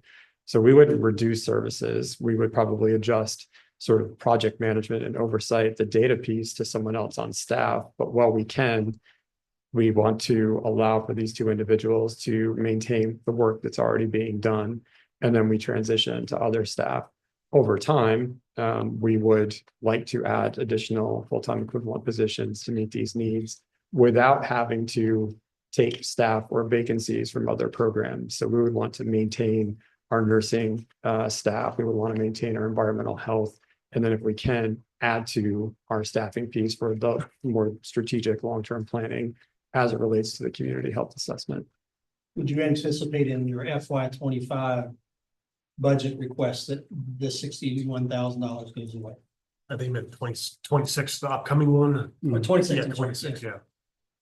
Would I anticipate that That it goes away? Is covering these costs gonna be part of that, or would you go, well, we got it covered to finish out this year with the carryover, this 61,000 won't be a need in the future? However you dice it. Yeah, no, we're not going to ask for that in the FY 25 budget or the FY 26 budget request. So are you done? Sorry.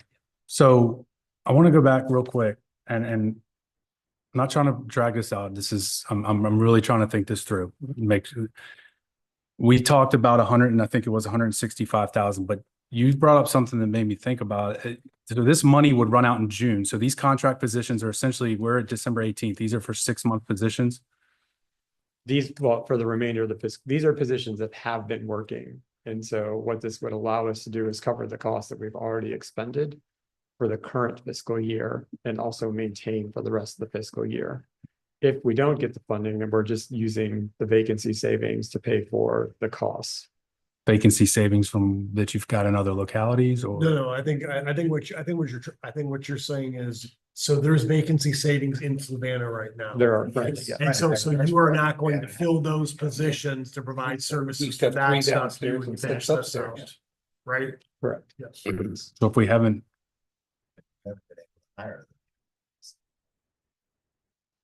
so if we're at January, I mean, I guess that means if a nurse applied that we wanted to hire for in February, we would have to wait till the next budget cycle to hire that nurse because these funds would have been tied up in that. Good question. And my thought, I guess my thought too would be, you know, if, because the vacancy funds have already been allocated in the budget, right? And I get that these have been too. But my only concern is if we're looking at this as a way to backfill or as a way to include expenses, you're really looking at that 165. If we're talking about two contract positions, the way I was looking at it was these were kind of new things or additions to that we were going to have because we had this carryover funding. Maybe I misunderstood, but now it looks like we're sort of backtracking and using carryover funds to pay for things that were already paid for. And it seemed to me that this was going to be used for for the next 6 months, which would take that 165 figure and basically cut it in half. And really, it would seem to me that the salary would only be half of that 90. So then you're looking at almost 120 in expenses for the 6 months. So that's the only reason I brought that up there. I do have concerns that it's a lot without knowing what other localities have done. I would be willing probably at this point to do some. I'm willing for more discussion, you know, but it seems like a lot to me. I just keep doing the math and it just doesn't seem to add up.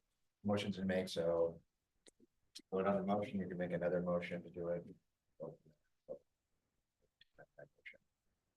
Well, I probably will be willing to vote for something that was a little lighter. So I Second on the table, so take the vote. and go from there. Finish what he's saying. No. He's already said he's not going to amend his motion. I was going to ask, but I won't amend. I mean, if he's willing to entertain what figure I would throw out there, then. Okay. So, Let's just make this clear to the parliamentarian. If it's a 2-2 tie, it dies, nothing gets appropriated.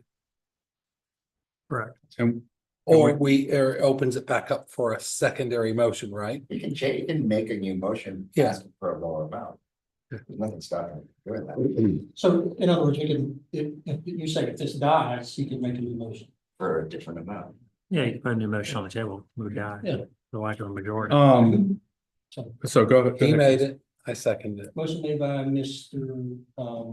O'Brien, seconded by Mr. Hodge, all in favor, Aye. all opposed, Aye. chair votes aye, fails 2-2. You vote aye or no? He votes no. I Okay. vote opposed. Okay, sorry. So we can make an amended motion here, You can make. The new a motion, new motion. that motion's been disposed of. And before I do, so this would have, the unspent would immediately go back into the general fund, correct? Well, I mean, they have the money sitting in the health department, so they would, if the board didn't approve the 61,000, it would get reimbursed back to the county at some point via check or ACH or whatever.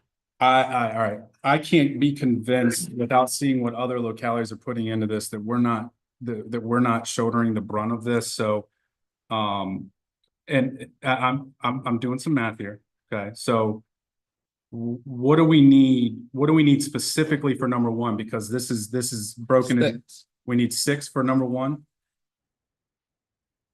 or was it? He said 55K. Yes. And 6K is the difference. And so we've got the motion. Yeah, number one was like 61,124, and number 2 was attributed to 55,000. All right. And again, I do have some concerns, but I also see the value in this. So if you could bring up the motion sheet, I would like to make a new motion. I move that the Board of Supervisors approve the following carryover requests of the FY24 expended budget line items from listed departments to the FY25 department budget lines as specified in the amount of $36,000. Second. Discussion. Okay, can you tell us how much the other counties have contributed to this? So also, I mean, we're I using, think the real question is every county getting $60,000? not all through the carryover funds, like I said. Just in Louisa- general. In general, yes. In general, yes. I would say yes, they are. They all.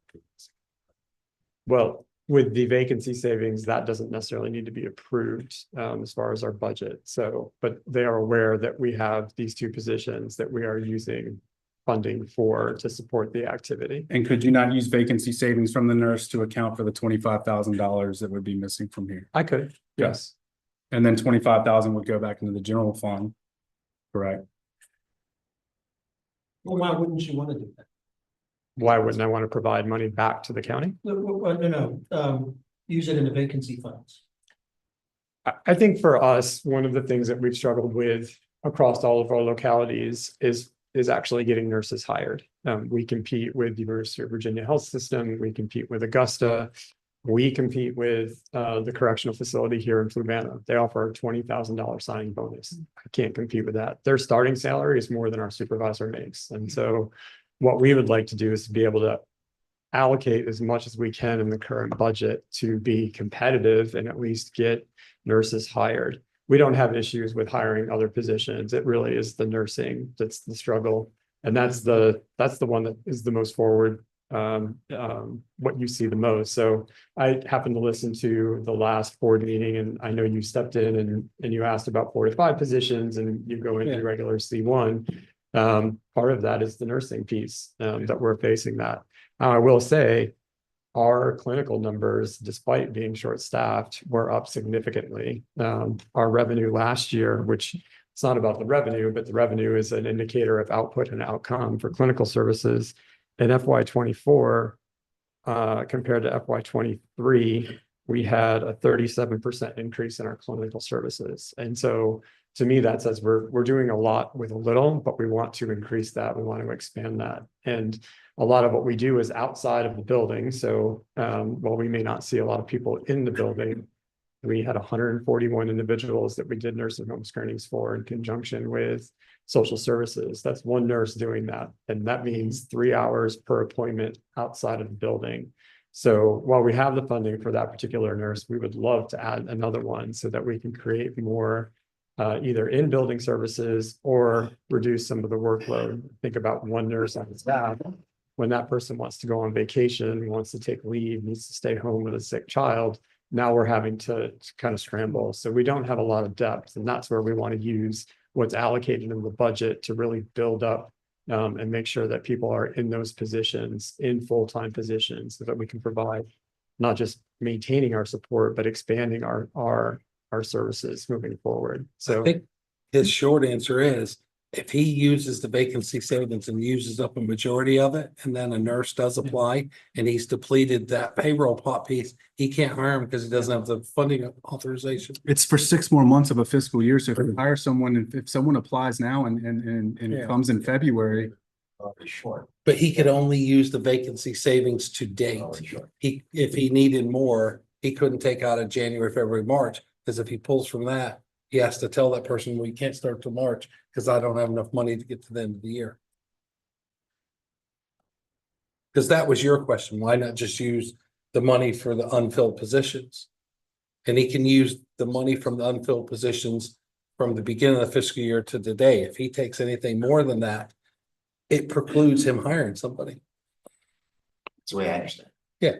So if he turned around tomorrow, he could only use the unused money to date, which would essentially be half of her salary.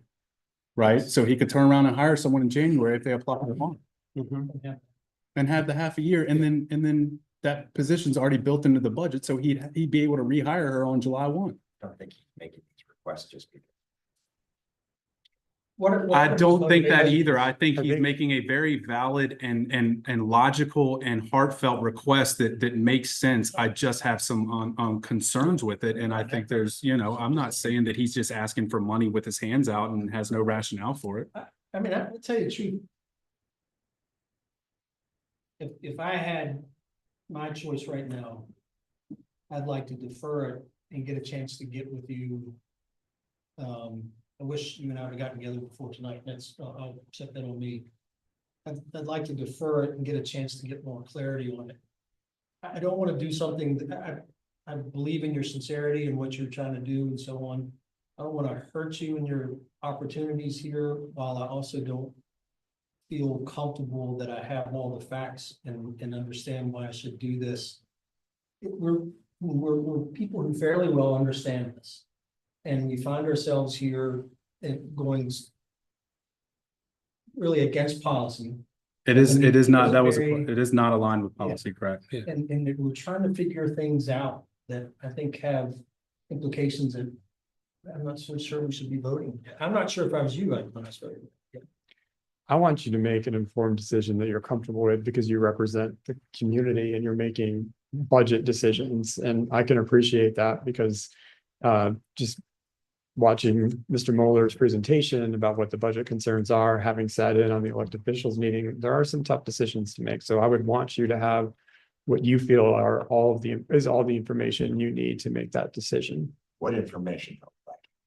Basically, this boils down to, you know, if we give you $30,000, you're not going to advertise for the position, you have a filled position right now, which may or may not be filled, and I get that. If it's not filled, then we'll have additional vacancy statements. You've told us that some counties have chosen to take the approach of not using of funding, and other counties have taken the approach of using vacancies, essentially, for what you just mentioned here, unless they're fully staffed, in which case they would have a vacancy. They've also taken the decision to not fund that position at this point in time. So that's a decision that board of supervisors make in terms of what the need is in their particular county or the perceived need is in their particular county. So, you know, I would beg the question of, you know, if it's $30,000 that the board wishes to vote for that versus $60,000, you know, it's somewhat of an irrelevant question because this is coming out of money that's a carryover request anyhow. Neither the money is going to be spent or not spent while we're doing that. And that's, you know, our choice that we make at the end of the day. We're probably not, you know, we're not going to change anything that significantly one or another. The money isn't used for the funding of that position. We'll see that come place. So Just one thing, I think Mr. Goode made a motion, correct? I don't think. And it was seconded. seconded. Oh, you I seconded seconded it? it. Okay, Yes, okay, I I did. didn't, okay. if there's new information you want to motion. What you said there wasn't much information left for us to have, so No, I know what am I I'm saying missing? with the information. Yeah. Before you I think it's go, 36, so they could have the 6 for the testing. when do you, like, do you care if this was voted on in January compared to now? Does it affect you? It affects in terms of job postings for sure. Sooner is better than later. I would much prefer to be able to move forward with posting for positions as soon as I can. Ideally, right after the new year. During the holiday season is going to be difficult, but for us, there is a procedure that we have to go through to get approval from the Virginia Department of Health, which includes assuring that there's funding available to post the position. And didn't you 36 come from? So 6,000 plus half the amount. 6,000, yeah, 6,000. So basically 6,000, 30,000 is a little over half of the request, which again, and it is not, we would be skirting, which I get, we did with several motions for the schools 2 weeks ago on carryover. This is not aligned with policy of carryover, correct? Correct. Okay. One last question for you. It's really yes or no. You can go into detail if you want. Have you made carryover requests to other localities that have said, no, we want you to use this or a portion of this through vacancy funds? I have not, I've made carryover requests. They have not, the ones I've gotten back have not included funding for these positions. What we'd be using is the vacancy savings. So we'd be giving more money than other localities already have, or? You'd be giving money in carryover funds that localities haven't, but you're not giving more money. Right. You haven't gotten approved carryover from anybody before us. For the positions before you, correct? Have you asked though, and you said some of them you were using vacancies for? Yeah. Was that because you asked in carryover and then did not get that money? So you, No, that's because we didn't have enough. Of funding for carryover. it. Yeah. Okay. So I use Louisa as the example, because we moved last year. We had incurred a significant amount of funding costs for relocating the trailer that we were in. That was for us to pay for. So that's why we didn't have a lot of carryover savings in Louisa County. Again, for Nelson, we're using those carryover savings to pay for the move that we just went through, including retrofitting an old facility with the video equipment. So it's a choice on what we have to pay for based on operational needs. But in terms of dollars and cents, we're not asking for any more or any less from other localities. It's just coming through a different funding stream. and And with the vacancy, the 6 months of vacancies from the nursing positions, we could probably get to the 55 or more if that vacancy money were to be used. Yes, you could. Okay, so, and you may respectfully disagree, and this is not a gotcha question. It sounds like me and you agree on getting the money there somehow, just potentially differently on how we go about getting the money there. Again, I understand your point. I think last question I would ask is, what is our vacancy rate compared to the other county vacancies rate? But I would just come in and basically say, we're over analyzing this for $30,000 at the end of the day, because it's going to come out. Basically, my sentiment. I'm not criticizing you for going through that analysis. I'm just, that's my. Yeah, well, and I get the money in the vacancy. I mean, but this is money that could go back into the general fund. I guess the money from the vacancies could at some point. But my point is this is contrary to policy. So my concern is if you can meet in the middle and say, look, I want to support you in what you're doing, but this is contrary to policy. So I'm not going to give you everything you asked for. If you can find it somewhere else, great. And I'm glad that it's there. I think that's my spot here. And I know somebody could say, well, schools, the almost 400,000 of what we gave them was not, well, we set the bar at school safety. So I think we can all agree that that's okay to buck policy there. We're bucking it here a little bit too. And I just think that, Yes. I'm kind of saying like, hey, we're really dissecting this pretty significant, but emotions on the table. So you don't want to amend. Can I add just one thing? The dollar amount you mentioned is an interesting amount because of the $61,000. 38,000 of that is revenue generated. So the true vacancy savings from last year is 22,000. So a lot of the money that we generated in surplus is based on the revenue and the activity we did that wasn't part of the allocation that the county gave us last year. So just interesting that you pulled that out. And I just want to give you a breakdown of where the surplus is coming from. There's a significant revenue increase that we just didn't project last year. And that revenue increases is based on the services that we buy. Correct. And what the taxpayer pays for those services. It's based on what the insurance companies and Medicaid and Medicare provide us. And so in essence, if we had the position filled, we would have additional revenue. You would have additional revenue, yes. Are you comfortable with your? Yes. Okay. All right, so we have a motion made by Mr. Goode, seconded by Mr. Hodge. All in favor? Aye. Chair votes aye, passes 4-0. Thank you. Thank you. And if there's ever a time you want to meet, please let me know. I'm happy to talk to you about anything you want. I'd say let's get into the new year past Christmas, and I would love to do so. Contrary to what some may believe, I feel like I should understand this better when I'm voting on it, when it's going against carryover policy and so on. So I would like to be more educated.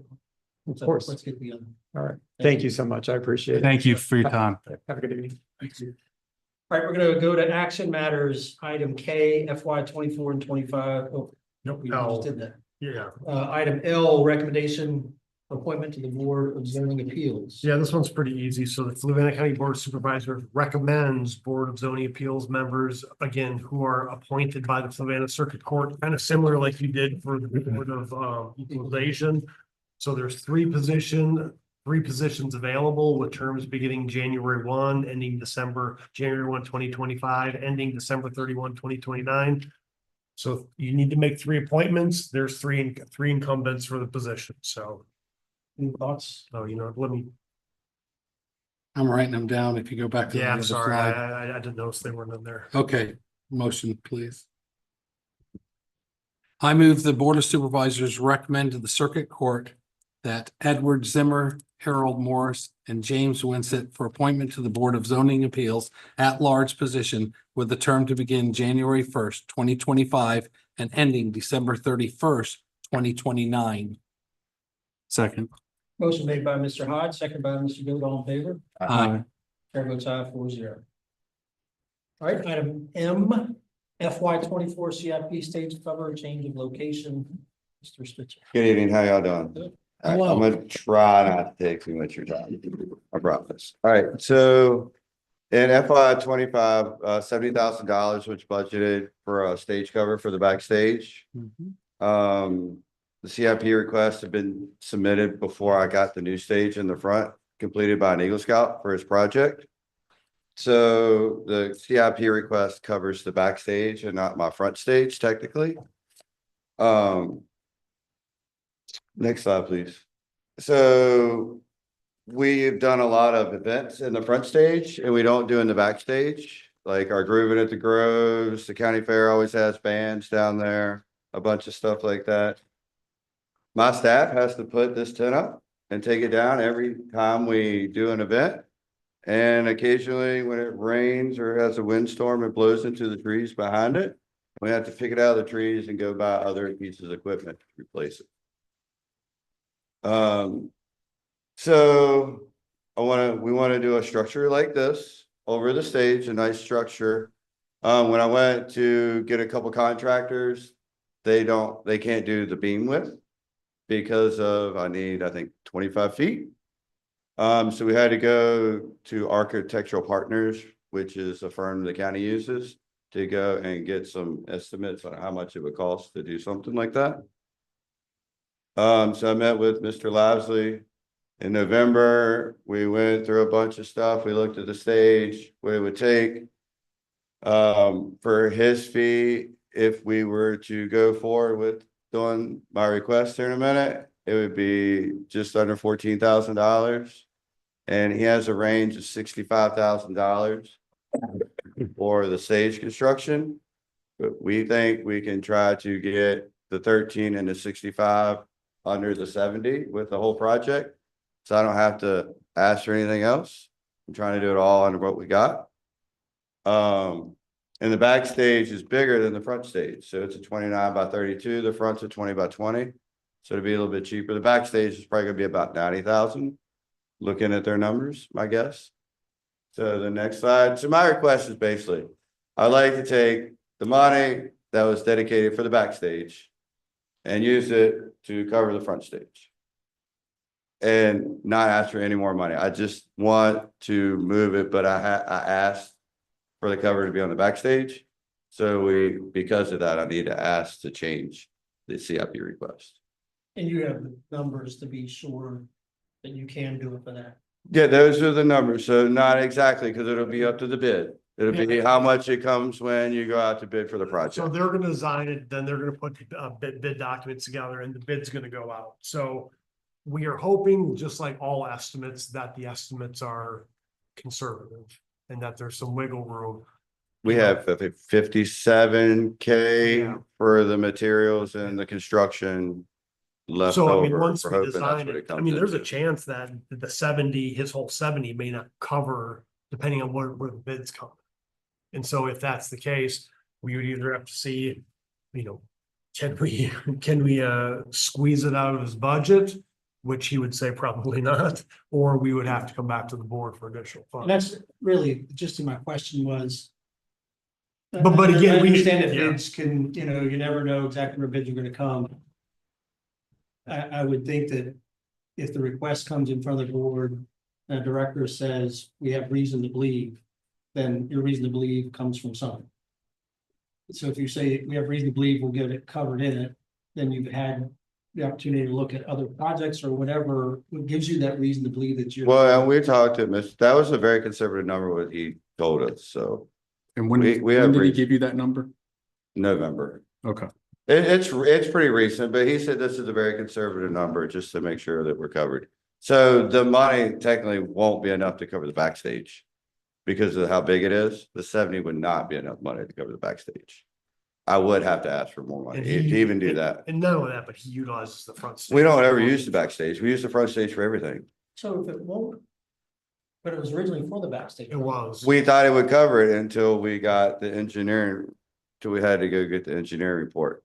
Because if we wouldn't have to do that, that's 14K that we're not having to use, that we had to use, but because of the beam length, I have to go get an architecture. It's gotta be engineered because Because of the they're structure. originally trying to just get someone build it, but because of just the span of it and it's gotta be more engineered. And our planning department requires drawings for that. Hmm. So that's why we had to go get an engineer, because none of our contractors could give a drawing for what they would do for the beam space. I would, the board of supervisors approve the use of approved FY 24 CIP funds of 70,000. Originally for the backstage at Pleasant Grove to be used for the engineering and construction of a cover on the newer front stage at Pleasant Grove Park. Second. Motion made by Mr. Bryan, seconded by Mr. Hodge, all in favor? Aye. Chair votes aye 4-0.